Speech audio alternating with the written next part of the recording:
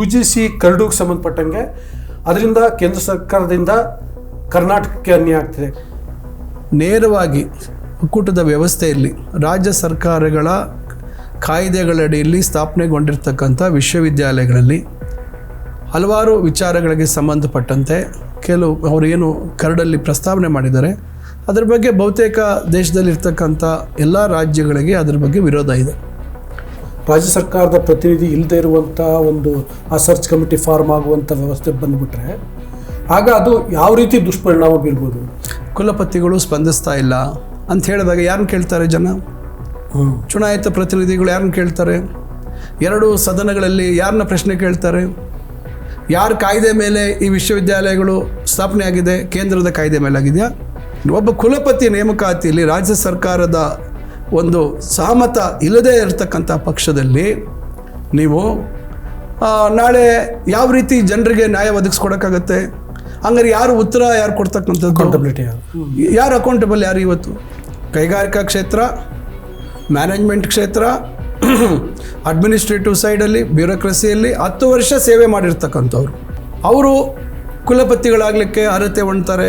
ಅವರು ಪರಿಗಣಿಸ್ಬೋದು. ಅಂದರೆ academic knowledge ಏನಿರ್ತದೆ ಅವ್ರಿಗೆ? ಒಬ್ಬ ಕೈಗಾರಿಕೆ ನಡೆಸ್ತಕ್ಕಂಥವ್ರು, ವ್ಯಾಪಾರ ಮಾಡಿಕೊಂಡು ಅಥವಾ ಒಂದು ಕೈಗಾರಿಕೋದ್ಯಮದಲ್ಲಿ ಇರ್ತಕ್ಕಂಥವ್ರು ಅವರು ಈಗ ಆಡಳಿತ ಯಾವ ರೀತಿ ಮಾಡ್ಲಿಕ್ಕೆ ಸಾಧ್ಯ ಆಗುತ್ತೆ? ನಮಸ್ಕಾರ, ವಾರ್ತಾ ಭಾರತೀಯ ವೀಕ್ಷಕರಿಗೆ ಸ್ವಾಗತ. ಈ ಒಂದು ವಿಶೇಷ ಕಾರ್ಯಕ್ರಮ ಏನಂತಂದರೆ ಇವತ್ತು ಕರ್ನಾಟಕಕ್ಕೆ ಕೇಂದ್ರ ಸರ್ಕಾರದಿಂದ ನಾನಾ ರೀತಿಯ ಅನ್ಯಾಯ ಆಗ್ತಿದೆ. ಕರ್ನಾಟಕ ಮಾತ್ರ ಅಲ್ಲ, ಬೇರೆ ಬೇರೆ ರಾಜ್ಯಗಳಿಗೆ ಒಕ್ಕೂಟ ಸರ್ಕಾರದಿಂದ ಹಲವು ರೀತಿಯ ತಾರತಮ್ಯಗಳಾಗ್ತಿವೆ. ಅದರಲ್ಲಿ UGC ಕರಡುಗೆ ಸಂಬಂಧಪಟ್ಟಂಗೆ ಕೂಡ ಒಂದು. ಇದ್ರ ಬಗ್ಗೆ ಮಾತಾಡಲಿಕ್ಕೆ ರಾಜ್ಯದ ಉನ್ನತ ಶಿಕ್ಷಣ ಸಚಿವರಾದಂತಹ ಡಾಕ್ಟರ್ MC ಸುಧಾಕರ್ ಅವರು ವಾರ್ತಾ ಭಾರತೀಯ ಜೊತೆಗಿದ್ದಾರೆ. ಅವರನ್ನು ಸ್ವಾಗತಿಸ್ತೀನಿ. ಸರ್, ಕಾರ್ಯಕ್ರಮಕ್ಕೆ ಸ್ವಾಗತ. ನಮಸ್ಕಾರ. ಅವ್ರ ಜೊತೆ ನಾನು ಡೀಟೇಲ್ ಆಗಿ ಮಾತಾಡ್ತೀನಿ. ಅದಕ್ಕೂ ಮುನ್ನ ನಿಮ್ಮಲ್ಲಿ ಒಂದು ಮನವಿ, ವಾರ್ತಾ ಭಾರತೀಯ ಪ್ಲಾಟ್ಫಾರ್ಮ್ಗಳನ್ನು ಬೆಂಬಲಿಸಿ. ಹಾಗಾಗಿ ನಾವು ನೋಡಿ ಪಾಲಿಟಿಕ್ಸ್ ಏನೂ ಮಾತಾಡ್ತಿಲ್ಲ, ರಾಜ್ಯದ ಹಿತ, ರಾಜ್ಯಕ್ಕಾಗ್ತಿರೋ ಅನ್ಯಾಯ ಇಂಥದ್ರ ಬಗ್ಗೆ ಮಾತಾಡ್ತಿದ್ದೀನಿ. ಸೊ ಇಂಥ ವಿಷಯಗಳು ಹೆಚ್ಚು ಚರ್ಚೆ ಆಗಬೇಕು, ಮಾತಾಡಬೇಕು, ಸಂವಾದ ಆಗಬೇಕು ಅಂತಂದರೆ ಸ್ವತಂತ್ರ ಪತ್ರಿಕೋದ್ಯಮವನ್ನು ನೀವು ಬೆಂಬಲಿಸಬೇಕು. ಅದಕ್ಕೋಸ್ಕರ ವಾರ್ತಾ ಭಾರತಿಯನ್ನು ಸಬ್ಸ್ಕ್ರೈಬ್ ಮಾಡಿ, ಲೈಕ್ ಮಾಡಿ, ಶೇರ್ ಮಾಡಿ. ನಾನು ಧರಣೇಶ್ ಬುಕ್ನಕೆರೆ. ಈಗ ಕಾರ್ಯಕ್ರಮವನ್ನು ಆರಂಭಿಸಿದ್ದೀನಿ. ಸರ್, ಮೊದಲಿಗೆ UGC ಕರಡುಗೆ ಸಂಬಂಧಪಟ್ಟಂಗೆ ಅದರಿಂದ ಕೇಂದ್ರ ಸರ್ಕಾರದಿಂದ ಕರ್ನಾಟಕಕ್ಕೆ ಅನ್ಯಾಯ ಆಗ್ತಿದೆ. ಕರ್ನಾಟಕ ಮಾತ್ರ ಅಲ್ಲ, ಬೇರೆ ರಾಜ್ಯಗಳಿಗೆ ಅನ್ಯಾಯ ಆಗ್ತಿದೆ. ರಾಜ್ಯಗಳ ಉನ್ನತ ಶಿಕ್ಷಣ ವ್ಯವಸ್ಥೆಯ ಮೇಲೆ ಅದು ಬೇರೆ ರೀತಿಯ ಪರಿಣಾಮವನ್ನು ಬೀರ್ತಿದೆ ಅನ್ನುವಂಥ ಮಾತುಗಳು ಕೇಳ್ಪಡ್ತಿದ್ದಾವೆ. ಕರ್ನಾಟಕಕ್ಕೂ ಕೂಡ ಈ ವಿಷಯದಲ್ಲಿ ಬಹಳ ದೊಡ್ಡ ಮಟ್ಟದಲ್ಲಿ ದನಿ ಎತ್ತುತ್ತಾ ಇದೆ. ಸೊ ಮೊದಲಿಗೆ ಯಾವ ರೀತಿ ಅನ್ಯಾಯ ಆಗ್ತಿದೆ ಅನ್ನೋದ್ರ ಬಗ್ಗೆ ವಿವರಿಸಿ ಹೇಳಿ ನಮ್ಮ ವೀಕ್ಷಕರಿಗೆ. ನೋಡಿ, UGC ಇರ್ತಕ್ಕಂಥದ್ದು ಯೂನಿವರ್ಸಿಟಿ ಗ್ರಾಂಟ್ಸ್ ಕಮಿಷನ್ ಅಂತ. ಏಕರೂಪದ ಶಿಕ್ಷಣ ವ್ಯವಸ್ಥೆ ಇರಬೇಕು ದೇಶದಲ್ಲಿ. ವಿದ್ಯಾರ್ಥಿಗಳು ಪದವಿ ಪಡಿತಕ್ಕಂಥವರು ಕೆಲವು ಸಂದರ್ಭದಲ್ಲಿ ಒಂದು ರಾಜ್ಯದಿಂದ ಮತ್ತೊಂದು ರಾಜ್ಯಕ್ಕೆ ಹೋಗ್ತಕ್ಕಂಥ ಅವಕಾಶ ಇರ್ತದೆ. ಅವರ ತಂದೆ ತಾಯಿ ವರ್ಗಾವಣೆ, ಬೇರೆ ಬೇರೆ ಕಾರಣಗಳಿಗೆ. ಅದರಿಂದ ಒಂದು ವಿಷಯ ಅಲ್ಲಿ ಓದ್ತಾ ಇರ್ತಕ್ಕಂಥದ್ದು ಇನ್ನೊಂದು ರಾಜ್ಯಕ್ಕೆ ಹೋದಾಗ ಆ ವಿಷಯ ಇಲ್ಲದೇ ಇದ್ದಾಗ ಶೈಕ್ಷಣಿಕವಾಗಿ ಅವ್ರಿಗೆ ತೊಂದರೆ ಆಗ್ತದೆ. ಮತ್ತು ಅಂತಾರಾಷ್ಟ್ರೀಯ ಮಟ್ಟದಲ್ಲಿ ನಮ್ಮ ಒಂದು ಪದವಿಗೆ ಒಂದು ರೀತಿ ಬೆಲೆ ಸಿಗಬೇಕು ಅಂತಕ್ಕಂಥ ನಿಟ್ಟಿನಲ್ಲಿ ಭಾಳ ಹಿಂದೆಯೇ ಇದನ್ನು ಒಂದು ರೆಗ್ಯುಲೇಟರಿ ಬಾಡಿ ಅಂತ ಮಾಡಿದ್ದಾರೆ. UGC ಆಗಿಂದಾಗೆ ಬೋಧಕರ ನೇಮಕಾತಿ ಇರ್ಬೋದು ಮತ್ತು ಸಂಶೋಧನೆಗೆ ಒಂದು ಪ್ರೋತ್ಸಾಹ ನೀಡ್ತಕ್ಕಂಥ ಒಂದು ವ್ಯವಸ್ಥೆ, ಹಣಕಾಸಿನ ಸಹಾಯ ಮಾಡ್ತಕ್ಕಂಥ ವ್ಯವಸ್ಥೆ ಈ ರೀತಿ ಮಾಡ್ಕೊಂಡು ಬಂದಿದೆ. ಅದು ಬರೀ ಫ್ರೇಮ್ವರ್ಕ್ ಸೆಟ್ ಮಾಡುತ್ತೆ, ಒಂದು ಕರಡು ಇದನ್ನು ಮಾಡ್ತದೆ. ಅದರ ಆಧಾರದ ಮೇಲೆ ಈ ರೀತಿ ಇರಬೇಕು ಅಂತಕ್ಕಂಥದ್ದು ಮಾಡ್ತದೆ. ಆದರೆ ಕಡ್ಡಾಯವಾಗಿ ನೀವು ಇದನ್ನೇ ಮಾಡಬೇಕು ಅದನ್ನೇ ಮಾಡಬೇಕು ಅಂತಕ್ಕಂಥದ್ದು ಇರಲಿಲ್ಲ. ಆದರೆ ಇತ್ತೀಚೆಗೆ ಹಲವಾರು ಬದಲಾವಣೆಗಳನ್ನು ಮಾಡ್ತಕ್ಕಂಥ ಪ್ರಯತ್ನ ಮಾಡ್ತಾಯಿದೆ. ಕೇಂದ್ರ ಸರ್ಕಾರದ ನೇರ ಹಸ್ತಕ್ಷೇಪ ಈಗ UGCಯಲ್ಲಿ ಆಗ್ತಾ ಇರ್ತಕ್ಕಂಥದ್ದನ್ನು ನಾವು ನೋಡ್ಬೋದು. ಭಾಳಷ್ಟು ಶಿಕ್ಷಣ ವ್ಯವಸ್ಥೆಯಲ್ಲಿ ಬದಲಾವಣೆಗಳು ಹಿಂದಿನಿಂದ ಹಾಕ್ಕೊಂಡು ಬಂದಿದೆ ದೇಶದಲ್ಲಿ. ಅಲ್ಲ ಸರ್, ಕೇಂದ್ರ ಸರ್ಕಾರ ಹೇಗೆ ಹಸ್ತಕ್ಷೇಪ ಮಾಡ್ತಿದೆ, ಅದರಿಂದ ಕರ್ನಾಟಕದ ಹಿತಕ್ಕೆ ಯಾವ ರೀತಿ ಧಕ್ಕೆ ಆಗ್ತಿದೆ ನಾನು ಹೇಳ್ತೀನಿ. ಅದಕ್ಕೆ ಈಗ ರಾಷ್ಟ್ರೀಯ ಶಿಕ್ಷಣ ನೀತಿಯನ್ನು ಕ್ರಾಂತಿಕಾರಿ ನೀತಿ ಅಂತ ಹೇಳಿ 34 ವರ್ಷಗಳಲ್ಲಿ ಯಾರೂ ಮಾಡದೇ ಇರತಕ್ಕಂಥದ್ದನ್ನು ಮಾಡಿದ್ದೀವಿ ಅಂತಕ್ಕಂಥ ರೀತಿಯಲ್ಲಿ ಹೇಳಿದರು. ಅದರಲ್ಲಿ ಏನು ನ್ಯೂನತೆಗಳಿದ್ದಾವೆ, ಅದು ಯಾವ ರೀತಿ ಹೊರಗೆ ಬಂತು, ಅದಕ್ಕೆ ಎಷ್ಟು ಪೂರ್ವ ತಯಾರಿ ಆಗಿತ್ತು, ಯಾವ ಆಯೋಗಗಳನ್ನು ಮಾಡಿದರು, ಆ ಆಯೋಗ ಮಧ್ಯದಲ್ಲೇ ಯಾಕೆ ಕೈ ಬಿಟ್ಟರು, ನಂತರ ಕಸ್ತೂರಿ ರಂಗನ್ ಅವ್ರನ್ನ ತೊಗೊಂಡ್ರು, ಒಂದೇ ವರ್ಷದಲ್ಲಿ ವರದಿ ಬಂತು, ಅದನ್ನು ಕಡ್ಡಾಯವಾಗಿ ಅನುಷ್ಠಾನ ಮಾಡಬೇಕು ಅಂತಕ್ಕಂಥ ಒಂದು ಫಾರ್ಮಾನನ್ನು UGC ಹೊರಡಿಸ್ತಕ್ಕಂಥದ್ದು, ಇವೆಲ್ಲ ಮಾಡ್ತಕ್ಕಂಥದ್ದು ಮಾಡಿದ್ರು. ಈಗ ಏಕಾಏಕಿ ಜನವರಿ ತಿಂಗಳಲ್ಲಿ ಕೇಂದ್ರದ ಶಿಕ್ಷಣ ಮಂತ್ರಿಗಳು ಧರ್ಮೇಂದ್ರ ಪ್ರಧಾನ್ ಅವರು UGCಯ ಕರಡು ಒಂದು ನಿಯಮಗಳನ್ನು ಘೋಷಣೆ ಮಾಡಿ ಅದನ್ನು 1 ತಿಂಗಳು ತಾವು ಆಕ್ಷೇಪಣೆಗಳಿದ್ದಲ್ಲಿ ಸಲ್ಲಿಸ್ಬೋದು ಅಂತಕ್ಕಂಥ ಒಂದು ಇದನ್ನು ಮಾಡಿದ್ರು. ನೇರವಾಗಿ ಒಕ್ಕೂಟದ ವ್ಯವಸ್ಥೆಯಲ್ಲಿ ರಾಜ್ಯ ಸರ್ಕಾರಗಳ ಕಾಯ್ದೆಗಳಡಿಯಲ್ಲಿ ಸ್ಥಾಪನೆಗೊಂಡಿರ್ತಕ್ಕಂಥ ವಿಶ್ವವಿದ್ಯಾಲಯಗಳಲ್ಲಿ ಹಲವಾರು ವಿಚಾರಗಳಿಗೆ ಸಂಬಂಧಪಟ್ಟಂತೆ ಅವರು ಏನು ಕರಡಲ್ಲಿ ಪ್ರಸ್ತಾವನೆ ಮಾಡಿದ್ದಾರೆ ಅದರ ಬಗ್ಗೆ ಬಹುತೇಕ ದೇಶದಲ್ಲಿರ್ತಕ್ಕಂಥ ಎಲ್ಲ ರಾಜ್ಯಗಳಿಗೆ ಅದರ ಬಗ್ಗೆ ವಿರೋಧ ಇದೆ. ಇದರಲ್ಲಿ ಮುಖ್ಯವಾಗಿ ಕಾಣ್ತಕ್ಕಂಥದ್ದು ಆದರೆ ಧ್ವನಿ ಎತ್ತಿದ್ದು 6-7 ರಾಜ್ಯಗಳು ಮಾತ್ರ. ನೋಡಿ, ಈಗ 6-7 ರಾಜ್ಯ ಧ್ವನಿ ಎತ್ತಿದೆ ಅಂತಲ್ಲ. ಈಗ ನೋಡಿ, ದೇಶದ ರಾಜಕೀಯ ಪರಿಸ್ಥಿತಿ ನಿಮಗೆ ಗೊತ್ತಿದೆ. ಇವತ್ತು NDA ಮತ್ತು ಅದರ ಮಿತ್ರ ಪಕ್ಷಗಳು ಬಹುತೇಕ ದೇಶದ 30 ರಾಜ್ಯಗಳಲ್ಲಿ ಇವತ್ತು ಕೆಲವು ರಾಜ್ಯಗಳನ್ನು ಹೊರತುಪಡಿಸಿ ಅವರು ಆಡಳಿತ ಮಾಡ್ತಾಯಿದ್ದಾರೆ. ಅವರು ನೇರವಾಗಿ ಬಹಿರಂಗವಾಗಿ ಅವರು ಇದರ ವಿರುದ್ಧ ಹೇಳುವಂಥದ್ದಿಲ್ಲ. ಆದರೂ ಸಹ JDU ಪಕ್ಷದ ರಾಷ್ಟ್ರೀಯ ವಕ್ತಾರರು ಅವರು ಹೇಳಿಕೆಯನ್ನು ಕೊಟ್ಟಿದ್ದಾರೆ. ನಮಗೂ ಇದಕ್ಕೆ ವಿರೋಧ ಇದೆ, ನಾವು ನಮ್ಮ ಸೂಕ್ತ ವೇದಿಕೆಯಲ್ಲಿ ಅದನ್ನು ಪ್ರಸ್ತಾಪ ಮಾಡ್ತೀವಿ ಅಂತ ಹೇಳಿದ್ದಾರೆ. ಆಂಧ್ರದ ತೆಲುಗುದೇಶಂ ಪಾರ್ಟಿಯವರು ಹೇಳಿದ್ದಾರೆ, LJP ಅವರು ಹೇಳಿದ್ದಾರೆ, ಬಿಹಾರದ LJP ಅವರು ಹೇಳಿದ್ದಾರೆ. ಈ ರೀತಿ ಹಲವಾರು ಜನಕ್ಕೆ ಇದಕ್ಕೆ ಅವ್ರದ್ದೇ ಆದಂಥ ಒಂದು ಈ ವಿಷಯದ ಬಗ್ಗೆ ಒಂದು ಅಭ್ಯಂತರ ಇದೆ, ಅವರ ಒಂದು ಆಕ್ಷೇಪಣೆಗಳಿದ್ದಾವೆ. ಆದರೆ ಅವರು ಬಹಿರಂಗವಾಗಿ ಇದಕ್ಕೊಂದು ಒಂದು ವಿರೋಧ ಮಾಡ್ತಕ್ಕಂಥದ್ದಕ್ಕೆ ಅವರ ಧ್ವನಿ ಜೋರಾಗಿ ಎತ್ತಿಲ್ಲ. ಓಕೆ ಸರ್, ಈಗ ನೀವು 7 ರಾಜ್ಯಗಳು ಕರ್ನಾಟಕವು ಸೇರಿದಂತೆ ಇದಕ್ಕೆ ವಿರೋಧ ಮಾಡ್ತಿದ್ದೀರಿ. ಅದಕ್ಕೆ ಸಂಬಂಧಪಟ್ಟಂಗೆ ಈಗ ಆಲ್ರೆಡಿ 2 ರಾಷ್ಟ್ರೀಯ ಮಟ್ಟದ ಸಮಾವೇಶವನ್ನು ಮಾಡಿದಿರಿ. ಈಗ ಇನ್ನಷ್ಟು ರಾಜ್ಯಗಳು ನಿಮಗೆ ಬೆಂಬಲ ಸೂಚಿಸುವ ಸಾಧ್ಯತೆ ಇದೆಯಾ? ಮತ್ತು ಈಗಾಗಿರುವಂಥ ಈ 2 ಸಮಾವೇಶಗಳಿಂದ ಕೇಂದ್ರ ಸರ್ಕಾರದ ಮೇಲೆ ಎಷ್ಟರ ಮಟ್ಟಿಗೆ ಒತ್ತಡ ಇರಲಿಕ್ಕೆ ಸಕ್ಸಸ್ ಆಗಿದ್ರಿ? ನೋಡಿ, ಈಗ ನಾವು 6 ರಾಜ್ಯಗಳು ಇಲ್ಲಿ ಕರ್ನಾಟಕದಲ್ಲಿ ಸೇರಿದ್ವಿ. ಪಶ್ಚಿಮ ಬಂಗಾಳ ಬರಲಿಕ್ಕಾಗಲಿಲ್ಲ. ಪಂಜಾಬ್ ಅವರು ಬರಲಿಕ್ಕೆ ಅದೇ ದಿವಸ ನಾವು ಏನೋ ಒಂದು ಕಾನ್ಕ್ಲೇವ್ ಇಟ್ಟಿದ್ವಿ, ಸಮಾವೇಶ ಇಟ್ಟಿದ್ವಿ. ಆವತ್ತು ದೆಹಲಿ ಚುನಾವಣೆ ಇತ್ತು, ಅಲ್ಲಿ ಆಪ್ ಸರ್ಕಾರ ಇದೆ. ಈಗ ಅವರು ಬರಲಿಕ್ಕಾಗಲಿಲ್ಲ. ಜಮ್ಮು ಆ್ಯಂಡ್ ಕಾಶ್ಮೀರ ಅವರು ಸಂಪರ್ಕದಲ್ಲಿದ್ದರು. ಅವರು ಮಂತ್ರಿಗಳ ಹತ್ರ ನಾನು ಮಾತಾಡಿದ್ದೆ, ಬರ್ತೀವಿ ಅಂತ ಹೇಳಿದರು. ಕಡೆಗಳಿಗೆ ಬೇರೆನೋ ತುರ್ತು ಬಂತು ಅಂತ ಬರಲಿಲ್ಲ. ಅಧಿಕಾರಿನ ಕಳಿಸ್ತೀವಿ ಅಂದರು, ಅವ್ರಿಗೇನೋ ಕೋರ್ಟ್ ಕೇಸ್ ಇದೆ ಅಂತ ಅವರು ಬರಲಿಲ್ಲ. ಈಗ 6 + ಈಗ 3 ರಾಜ್ಯ ಆಯಿತು. ಒಟ್ಟು ನಾವು 9 ರಾಜ್ಯಗಳಿದ್ದೀವಿ. ಮಹಾರಾಷ್ಟ್ರದವರು ಕೂಡ ನಮ್ಮ ಜೊತೆ ಬರ್ತೀವಿ ಅಂತ ಹೇಳಿದ್ರು. ಅಂದರೆ ಅವ್ರು ಪಾಲ್ಗೊಳ್ತೀವಿ, ಆನ್ಲೈನ್ ಪಾಲ್ಗೊಳ್ತೀವಿ ಅಂತ ಹೇಳಿದ್ರು. ಆನ್ಲೈನ್ ಕನೆಕ್ಟ್ ಆಯಿತು. ಮತ್ತು ನಮ್ಗೆ ಭಾಳ ಮುಖ್ಯ, ಯಾಕೆಂದರೆ ಮಹಾರಾಷ್ಟ್ರ BJP ಹೌದು ಅವರು ಆಗಿದ್ರು. ನಂತರ ಅವರು ಮತ್ತೆ ಸಂಪರ್ಕಕ್ಕೆ ಸಿಗಲಿಲ್ಲ. ಆದರೆ ಒಟ್ಟಾರೆಯಾಗಿ ಏನಾಗಿದೆ, ಈಗ ನಾವು ಕರ್ನಾಟಕದಲ್ಲಿ ಧ್ವನಿಯನ್ನು ಎತ್ತಿದ್ವಿ. ಈಗ ಕೇರಳದಲ್ಲಿ ಅದನ್ನು ಮತ್ತೊಂದು ಹಂತಕ್ಕೆ ತೆಗೆದುಕೊಂಡೋದ್ರು. ನಾವು ಇಲ್ಲಿ ಸಮಾವೇಶ ಕೇವಲ ಉನ್ನತ ಶಿಕ್ಷಣ ಸಚಿವರಿಗೆ ಸೀಮಿತವಾಗಿ ಒಂದು ಕ್ಲೋಸ್ ಡೋರ್ ಒಂದು ಕಾನ್ಕ್ಲೇವ್ ಮಾಡಿದ್ವಿ. ವಿಚಾರ ವಿನಿಮಯ ಮತ್ತು ಜಂಟಿ ಒಂದು ನಿರ್ಣಯವನ್ನು ಮಾಡ್ತಕ್ಕಂಥದ್ದು, ಕೇಂದ್ರ ಸರ್ಕಾರ ಮತ್ತು ಕೇಂದ್ರದ UGCಗೆ ಕಳಿಸ್ತಕ್ಕಂಥದ್ದು.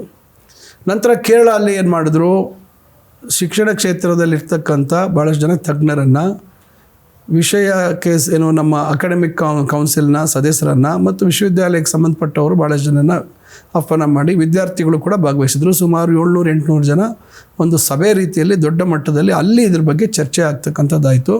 ಅಲ್ಲಿ ನಾವು 4 ರಾಜ್ಯದ ಪ್ರತಿನಿಧಿಗಳಿದ್ವಿ. ಜಾರ್ಖಂಡ್ ಮತ್ತು ಹಿಮಾಚಲ್ ಪ್ರದೇಶದವರು ಬರಲಿಕ್ಕಾಗಲಿಲ್ಲ. ಈಗ ಮತ್ತೆ ನಾವು ಅಲ್ಲಿ ನೀವು 15 ನಿರ್ಣಯ ಮಾಡಿದಿರಿ ಅಂತ ಒಂದು ಮಾಹಿತಿ ಇತ್ತು.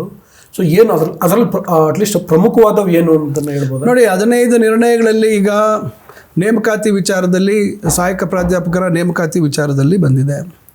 ಅದಕ್ಕೆ ಕೆಲವು ಮಾನದಂಡಗಳನ್ನು ಸಡಿಲ ಮಾಡಿರ್ತಕ್ಕಂಥದ್ದು. ನೆಟ್ಟು ಸ್ಲೆಟ್ಟಲ್ಲಿ ಈಗ ಮೇನ್ ಸಬ್ಜೆಕ್ಟು ಒಂದು ವಿಷಯ ಮಾಡಿದರೆ, ನೆಟ್ಟು ಸ್ಲೆಟ್ಟಲ್ಲಿ ಒಂದು ವಿಷಯದಲ್ಲಿ ನೆಟ್ಟು ಸ್ಲೆಟ್ ಪಾಸ್ ಆಗಿದ್ದರೆ ನಾಳೆ ಅದನ್ನು ಪಾಠ ಮಾಡ್ಬೋದು ಅಂತಕ್ಕಂಥದ್ದು. ಈಗ ಕೋರ್ ಸಬ್ಜೆಕ್ಟು ಆಳವಾಗಿ ಅಧ್ಯಯನ ಮಾಡಿರ್ತಕ್ಕಂಥ ವಿಚಾರವನ್ನು ಬಿಟ್ಟು ನೀವು ಬೇರೆ ಈ ಒಂದು ಕ್ವಾಲಿಫೈಯಿಂಗ್ ಎಕ್ಸಾಮಲ್ಲಿ ಒಂದು ವಿಷಯ ತೊಗೊಂಡು ಆ ವಿಷಯ ಬೋಧನೆ ಮಾಡಲಿಕ್ಕೆ ಯಾವ ರೀತಿ ಸಾಧ್ಯ ಆಗುತ್ತೆ? ಈಗ ಒಂದು ತಳಪಾಯ ಆಗ್ತಕ್ಕಂಥದ್ದು. ಒಂದು ತಳಪಾಯ ಆಗ್ತಕ್ಕಂಥ ಸಂದರ್ಭದಲ್ಲಿ ಹೆಚ್ಚಿನ ಜ್ಞಾನ ಇರಬೇಕಾಗತ್ತೆ. ಇದು ಒಂದು ವಿಚಾರ ಮಾಡಿದ್ದಾರೆ. ಆಮೇಲೆ ಏನು ಮಾಡಿದ್ದಾರೆ, ಪದೋನ್ನತಿ ಏನು ಪ್ರಮೋಷನ್ ಕೊಡುವಂಥ ವಿಚಾರದಲ್ಲಿ ಹಿಂದೆ ಏನು ಮಾನದಂಡಗಳಿತ್ತು ಅದನ್ನು ಮಾಡಿ ಏನು ಇಂಡಿಯನ್ ನಾಲೆಡ್ಜ್ ಸಿಸ್ಟಮ್ ಅಂತ ಮತ್ತು ಬೇರೆ ಬೇರೆ ವಿಚಾರಗಳನ್ನು ತರ್ತಕ್ಕಂಥದ್ದು. ಅದಕ್ಕೆ ಸ್ಪಷ್ಟವಾದಂಥ ಏನು ಒಂದು ಮಿತಿ ಇಲ್ಲ, ಏನು ಕೇಳ್ಬೋದು, ಯಾವ ಒಂದು ಇದಿದೆ, ಅದರಲ್ಲಿ ಒಂದು ಫ್ರೇಮ್ವರ್ಕ್ ಇರಬೇಕಲ್ಲ ಅದಕ್ಕೆ. ಈ ಥರ ಎಲ್ಲ ಕೆಲವು ತರುವಂಥದ್ದು ಮಾಡಿದ್ದಾರೆ.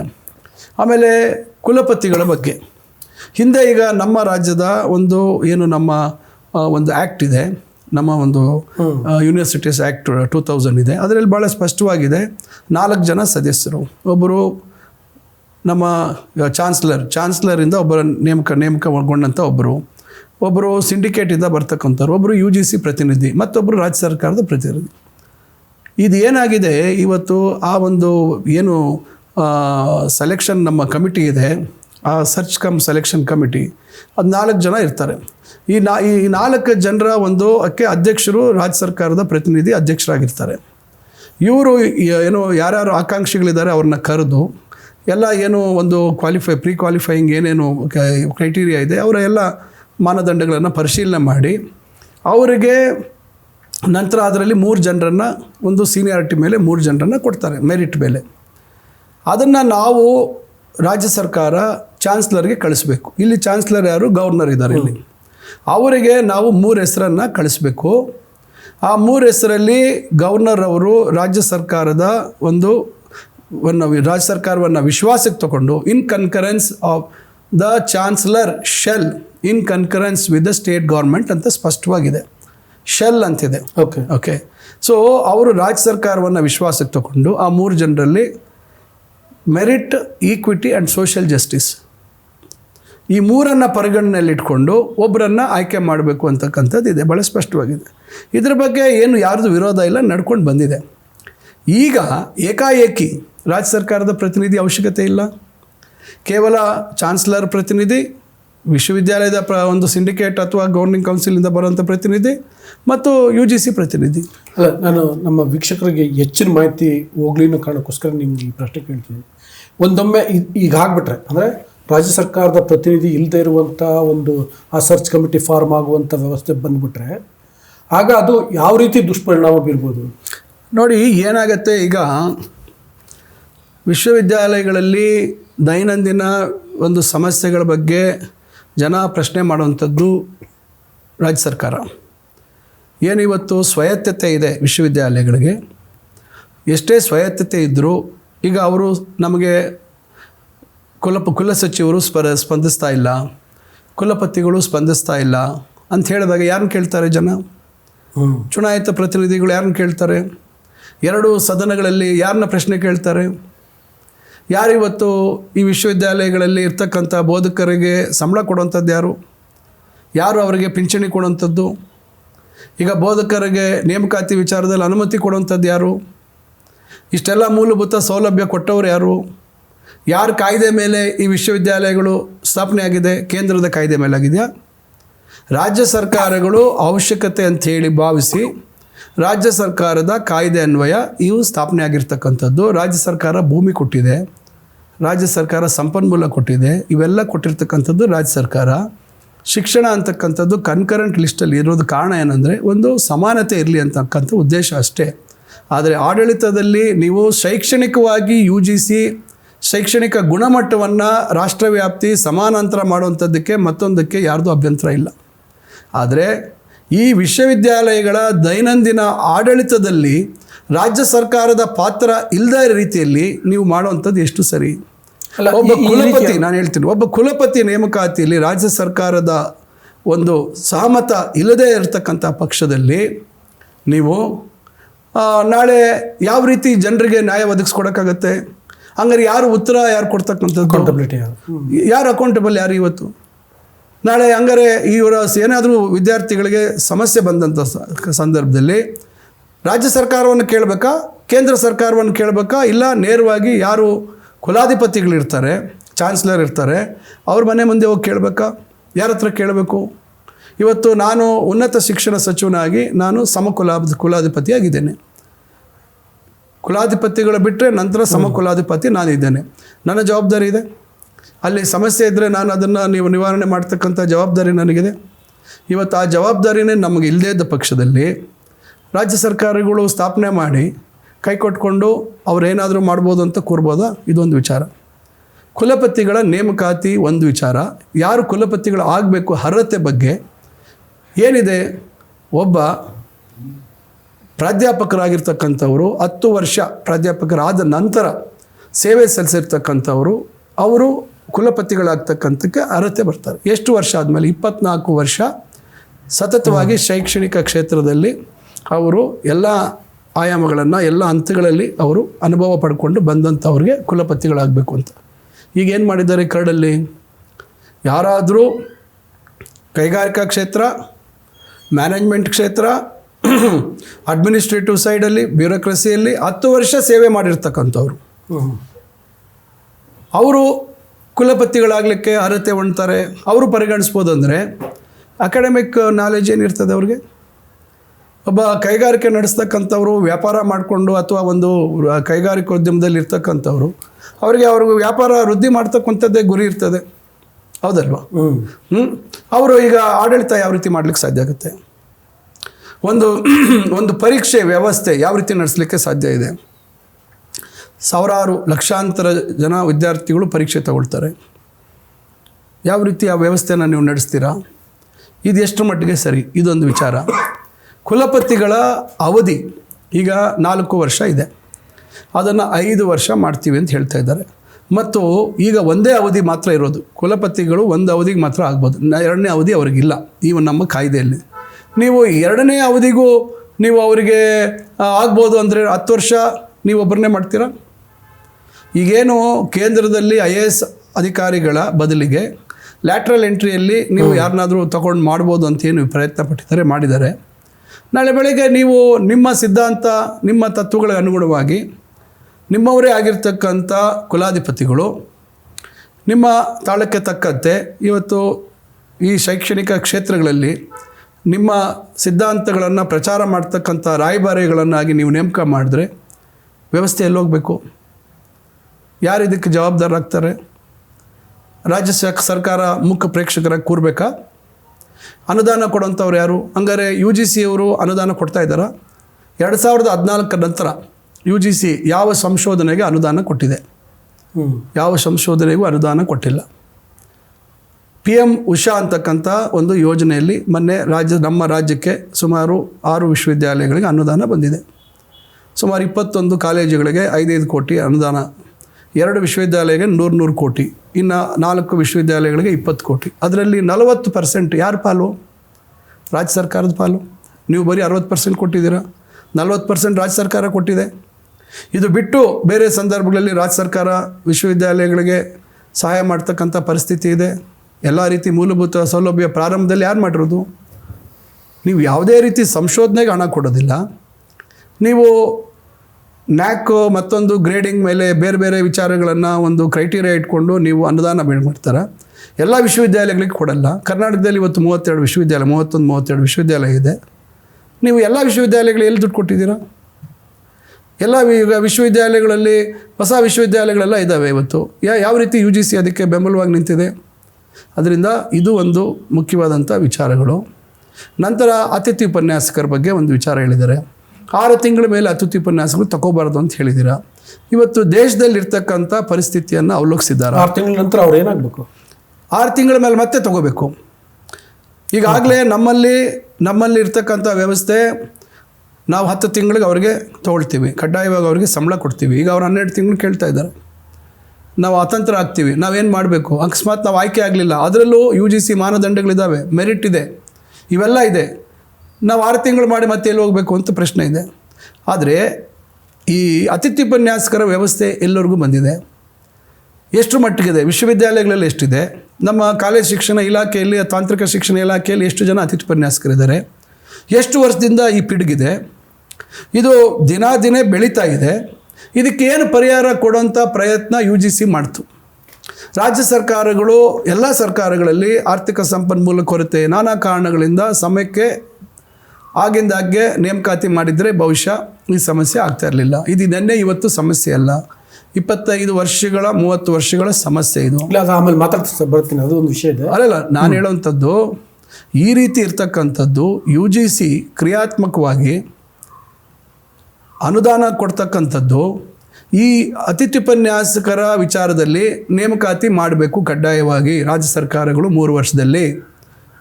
ನಾವು UGC ಅವರು ನಿಮಗೆ ಆರ್ಥಿಕ ಸಹಾಯ ಇಷ್ಟು ಕೊಡ್ತೀವಿ, ಇಷ್ಟು 2-3 ವರ್ಷ ನಾವು ನಿಮಗೆ ಆರ್ಥಿಕವಾಗಿ ಇಷ್ಟು ಬೆಂಬಲವಾಗಿ ನಾವು 50% 60% ಕೊಡ್ತೀವಿ, 40% ರಾಜ್ಯ ಸರ್ಕಾರ ಒಂದು ರೀತಿ ಪ್ರೋತ್ಸಾಹ ಮಾಡ್ದಂಗೆ. ನೀವು ಹೆಂಗೆ ಇವತ್ತು ಏನೋ ಇದಿತ್ತು ರೂಸಾ ಅಂತಿತ್ತು, ಅದನ್ನು PM ಉಷಾ ಅಂತ ಮಾಡಿದ್ರಿ. ನೀವು 40% ಕೊಡ್ತೀರಿ, 40% ರಾಜ್ಯ ಸರ್ಕಾರ ಹಾಕಬೇಕು, ಇಲ್ಲೂ 60% ಸಂಬಳ ಕೊಡ್ತೀವಿ, 2 ವರ್ಷ 3 ವರ್ಷ ನೀವು ನೇಮಕಾತಿ ಮಾಡಿ ಅಂತ ಹೇಳಬೇಕು, ನಂತರ ನೀವೇ ನೋಡ್ಕೋಬೇಕು ಅಂತ ಹೇಳಬೇಕು. ಈ ರೀತಿ ಏನಾದರೂ ಒಂದು ಪರಿಹಾರ ಕಂಡುಕೊಡ್ಬೇಕಲ್ಲ. ನೀವು 6 ತಿಂಗಳಾದ್ಮೇಲೆ ತೊಗೊಳಂಗಿಲ್ಲ ಅಂತ ಹೇಳ್ತೀರಾ, ಅವರು ನಾಳೆ ಬೀದಿಗೆ ಬರ್ತಾರೆ. ಅದಕ್ಕೆ ಯಾರು ಉತ್ತರ ಕೊಡ್ತಾರೆ? ರಾಜ್ಯ ಸರ್ಕಾರನ ಕೊಡಬೇಕು. ರಾಜ್ಯ ಸರ್ಕಾರ ಕೊಡಬೇಕು. ಈಗ ನಮಗೆ ಅತಿಥ್ಯುಪನ್ಯಾಸಕರದ್ದು ಒಂದು ಸಮಸ್ಯೆ ಆಗಿ ಕೂತಿದೆ. ಯಾರು ನೆಟ್ ಟು ಸ್ಲೆಟ್ ಆಗಿದೆ, PhD ಆಗಿದೆ, ಅವ್ರಿಗೆ ಮಾತ್ರ ಅತಿಥ್ಯುಪನ್ಯಾಸಕರು ತೊಗೋಬೇಕು ಅಂತಿದ್ದಾರೆ.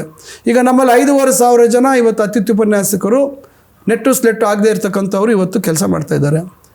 ಈಗ ನಾವು UGC ಪ್ರಕಾರ ತೊಗೋಬೇಕು ಅಂತ ಕೋರ್ಟ್ ಆದೇಶ ಮಾಡಿದೆ. ಈಗ ಅದು ಕೋರ್ಟಲ್ಲಿ ಸ್ಟೇ ಆಗಿದೆ, ಒಂದು ಕಡೆ ಕೆಲವು ಸಮಸ್ಯೆ ನಡೀತಾ ಇದೆ. ಇಂಥ ಪರಿಸ್ಥಿತಿಯಲ್ಲಿ ಅವರು ಬೀದಿಗೆ ಬಂದಾಗ ಯಾರ ವಿರುದ್ಧ ಹೋರಾಟ ಮಾಡ್ತಾರೆ? UGC ವಿರುದ್ಧ ಹೋರಾಟ ಮಾಡ್ತಾರಾ? ರಾಜ್ಯ ಸರ್ಕಾರದ ವಿರುದ್ಧ ಹೋರಾಟ ಮಾಡ್ತಾರೆ. ಯಾರು ಇದಕ್ಕೆ ಅವ್ರಿಗೆ ಉತ್ತರ ಕೊಡೋಂಥವ್ರು? ನೀವು ಈ ರೀತಿ ಅಧಿಕಾರ ಮೊಟಕುಗೊಳಿಸಿ ರಾಜ್ಯ ಸರ್ಕಾರವನ್ನು ವಿಶ್ವಾಸಕ್ಕೆ ತೆಗೆದುಕೊಳ್ತೀರಾ. ನೀವು ಈ ರೀತಿ ಒಂದು ವ್ಯವಸ್ಥೆಯನ್ನು ಮಾಡಿದಾಗ ನೀವು ಯಾರು ಈ ಕರಡು ತರೋಕ್ಕೆ ಮುಂಚೆ ನೀವು ಎಷ್ಟು ಸರ್ಕಾರಗಳನ್ನು ವಿಶ್ವಾಸಕ್ಕೆ ತೊಗೊಂಡಿದ್ರಿ? ಆಗೇನಾದರೂ ಕರೆಸ್ಪಾಂಡೆನ್ಸ್ ಮಾಡಿದ್ರಾ? ಯಾವುದೇ ರೀತಿಯಲ್ಲಿ ಸರ್ಕಾರಗಳನ್ನು ಅಥವಾ ಉನ್ನತ ಶಿಕ್ಷಣ ಮಂತ್ರಿಗಳನ್ನು ವಿಶ್ವಾಸಕ್ಕೆ ತಗೊಳ್ಳೋಂಥ ಇಲ್ಲ. ಒಂದು ಕೇಬ್ ಅಂತ ಒಂದು ಇದೆ, ಒಂದು ಇದನ್ನು ಮಾಡಿದ್ದಾರೆ, common academic board of education ಅಂತಿದೆ. ಅದರಲ್ಲಿ ಎಲ್ಲ ಶಿಕ್ಷಣ ತಜ್ಞರು ಕೇಂದ್ರ ಸರ್ಕಾರದ ವ್ಯಾಪ್ತಿಯಲ್ಲಿ ಬರುವಂಥದ್ದು ಮತ್ತು ಎಲ್ಲ ರಾಜ್ಯಗಳ ಉನ್ನತ ಶಿಕ್ಷಣ ಮಂತ್ರಿಗಳ ಒಂದು ಪರಿಷತ್ತು. ಅದನ್ನು ಕರೆದು ನೀವು ಚರ್ಚೆ ಮಾಡಬೇಕಿತ್ತು. ಈಗೇನು ನಿಮ್ಮ ಸಮಸ್ಯೆಗಳಿದ್ದಾವೆ, ವಿಶ್ವವಿದ್ಯಾಲಯಗಳಲ್ಲಿ ಯಾಕೆ ಬೋಧಕರು ಆಗ್ತಾಯಿಲ್ಲ, ನೇಮಕಾತಿ ಆಗ್ತಿಲ್ಲ, ಏನು ನಿಮ್ಮ ತೊಂದರೆ ಅಂತ ಯಾವತ್ತಾದರೂ ಕೇಳಿದಾರಾ? ಯಾವತ್ತೂ ಕೇಳಿಲ್ಲ. ಈ ರೀತಿಯಾದಂಥ ಒಂದು ಚಲ್ಲಾಟವನ್ನು ಆಡ್ತಾ ಇದ್ದಾರೆ. ನೀವು ಮಿನಿಸ್ಟರ್ ಆದಮೇಲೆ ಅದ್ರದ್ದು ಒಂದು ಮೀಟಿಂಗು ಆಗಿಲ್ಲ? ಯಾವುದು ನಾ ಮಿನಿಸ್ಟರ್ ಆದಮೇಲಂತೂ ಒಂದು ಮೀಟಿಂಗ್ ಆಗಿಲ್ಲ. ದ್ವೈವಾರ್ಷಿಕ ಪ್ರವೇಶಾತಿ ಅಂತಾರೆ, ಬೈ ಆ್ಯನ್ಯುವಲ್ ಅಡ್ಮಿಷನ್ ಅಂತಾರೆ. ಸಾಧ್ಯ ಆಯ್ತಾ ಇದೆಯಾ? ಫಾಸ್ಟ್ ಟ್ರ್ಯಾಕ್ ಕೋರ್ಸ್ ಅಂತಾರೆ. ಏನಂತಂದರೆ ಫಾಸ್ಟ್ ಟ್ರ್ಯಾಕ್ ಅಂದರೆ 3 ವರ್ಷದಲ್ಲಿ ಮಾಡೋವಂಥ ಕೋರ್ಸ್ನ 2 ವರ್ಷದಲ್ಲಿ ಮಾಡ್ಬೋದಂತೆ. ಏನು ಅಮೇರಿಕಲ್ಲಿ MS ಮಾಡೋಕ್ಕೆ ಹೋಗ್ತಾರೆ, ಅದರಿಂದ ಗುಣಮಟ್ಟದ ಮೇಲೆ ಪರಿಣಾಮ ಬರಲ್ವಾ? ಅದನ್ನೇ ನಾನು ಹೇಳ್ತಾ ಇರೋದು. ಅಮೇರಿಕಲ್ಲಿ ಕ್ರೆಡಿಟ್ ಸಿಸ್ಟಮ್ ಇದೆ. 1.5 ವರ್ಷ MS ಮಾಡೋಕ್ಕೆ ಹೋಗಿ 2 ವರ್ಷ MS ಮಾಡೋಕ್ಕೆ ಹೋಗ್ತಾರೆ ನಮ್ಮ ಭಾರತೀಯ ವಿದ್ಯಾರ್ಥಿಗಳು. ಫೀಸು ದುಬಾರಿ ವೆಚ್ಚ ಕೊಟ್ಬಿಟ್ಟು ಸೇರ್ತಾರೆ. ನಾವು 2 ವರ್ಷ ಈ ಕೋರ್ಸ್ನ ಮಾಡ್ಕೊಂಡು ಹೋದರೆ 6 ತಿಂಗಳು ಮತ್ತೆ ನಮಗೆ ವೆಚ್ಚ ಆಗುತ್ತೆ, ಹಾಸ್ಟ್ಲು ಮತ್ತೊಂದು ನಮ್ಮಿದು.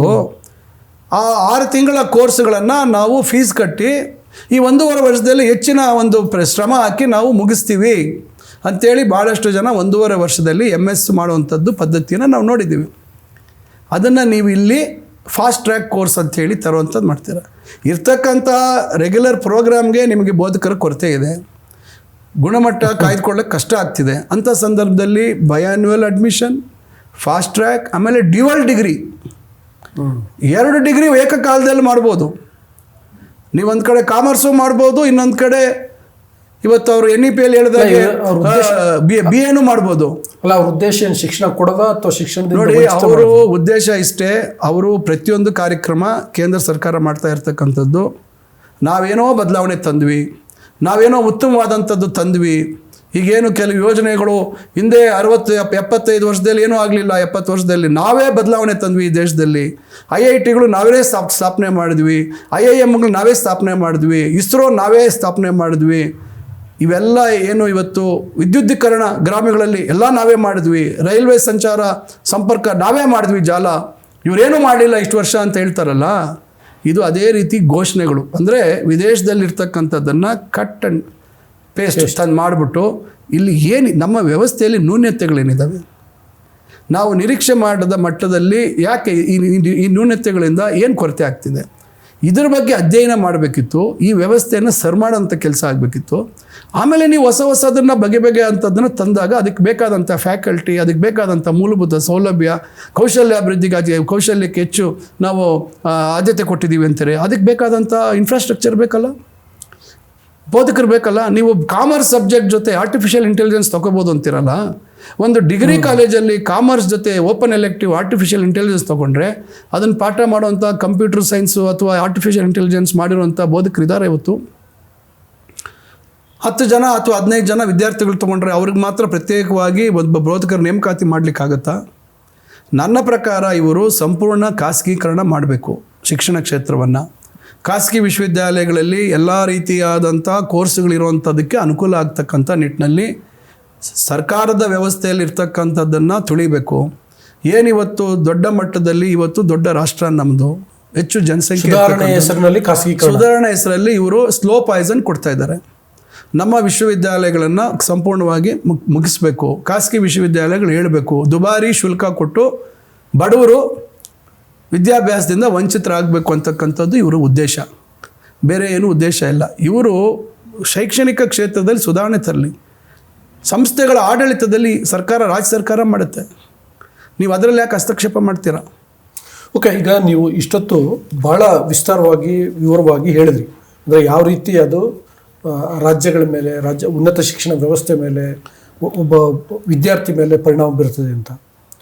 ಬಟ್ ಈಗಿನ ಕೇಂದ್ರ ಸರ್ಕಾರ ನಡ್ಕೊಳ್ತಿರೋ ರೀತಿ ನೋಡಿದ್ರೆ ನೀವು ಏನಾದರೂ ಮಾಡಿ ನಾವು ಮಾಡೋದನ್ನು ಮಾಡ್ತೀವಿ ಅನ್ನುವಂಥ ಧೋರಣೆಯಲ್ಲಿ ಇರ್ತಾರೆ.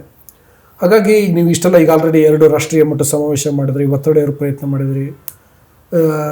ಸದ್ಯದ ಮಟ್ಟಿಗೆ ನನಗೆ ಅಂಥ ವಿಶ್ವಾಸ ಇಲ್ಲ ನೀವೇನೇ ಒತ್ತಡ ಇರಿದ್ರು ಅವ್ರು ಈಲ್ಡ್ ಆಗ್ತಾರೆ ಅನ್ನುವಂಥದ್ದು. ಸೊ ಅಲ್ಲಲ್ಲ, ನಿಮ್ಮ ಮುಂದಿನ ನಡೆ ಏನು ಅಂತ ನೋಡಿ. ಈಗ ನಾವು ಆಕ್ಷೇಪಣೆಗಳನ್ನು ಸಲ್ಲಿಸಿದ್ದೀವಿ. ಈ ತಿಂಗಳು ಫೆಬ್ರವರಿ ತಿಂಗಳು 6ನೇ ತಾರೀಕು ಆಕ್ಷೇಪಣೆ ಸಲ್ಲಿಸಲಿಕ್ಕೆ ಕಡೆ ದಿವಸ ಇತ್ತು. ಈ ತಿಂಗಳು ಕಡೆಯವರೆಗೂ ಮತ್ತೆ ಅದನ್ನು ವಿಸ್ತರಣೆ ಮಾಡಿದ್ದಾರೆ. ಈಗ ತೆಲಂಗಾಣದಲ್ಲಿ ನಾವು ಮತ್ತೆ ಸೇರಲಿದ್ದೇವೆ. ಯಾವತ್ತು? ಈ ಮಾರ್ಚ್ ಮೊದಲನೇ ವಾರದಲ್ಲಿ ಸೇರಲಿದ್ದೇವೆ. ಅವರು ಯಾವ ರೀತಿ ಸ್ಪಂದಿಸ್ತಾರೆ ಅಷ್ಟರೊಳಗೆ ಅಂತಕ್ಕಂಥದ್ದು ನೋಡ್ತೇವೆ. ಅದಾದ ನಂತರ ಅಲ್ಲಿ ಹೆಚ್ಚಿನ ಜನರನ್ನು ಕರಿತೀವಿ ಅಂತ ಹೇಳಿದ್ದಾರೆ. ಲೋಕಸಭಾ ಸದಸ್ಯರುಗಳನ್ನು ನಾವು ಆಫರ್ ಮಾಡ್ತೀವಿ ಅಂತಕ್ಕಂಥ ಮಾತನ್ನು ಹೇಳ್ತೇವೆ ತೆಲಂಗಾಣ ರಾಜ್ಯ ಸರ್ಕಾರ. ಅಲ್ಲಿ ಅವರನ್ನು ವಿಶ್ವಾಸಕ್ಕೆ ತಗೊಳ್ತೇವೆ. ಈಗಾಗಲೇ ತಮಿಳುನಾಡು, ಕೇರಳ ವಿಧಾನಸಭೆಗಳಲ್ಲಿ ನಿರ್ಣಯ ಮಾಡಿದ್ದಾರೆ. ತಮಿಳುನಾಡಿನ ಲೋಕಸಭಾ ಸದಸ್ಯರು ದೆಹಲಿಯಲ್ಲಿ ಜಂತರ್ ಮಂತರ್ ಮುಂದೆ ಪ್ರತಿಭಟನೆ ಮಾಡಿದ್ದಾರೆ.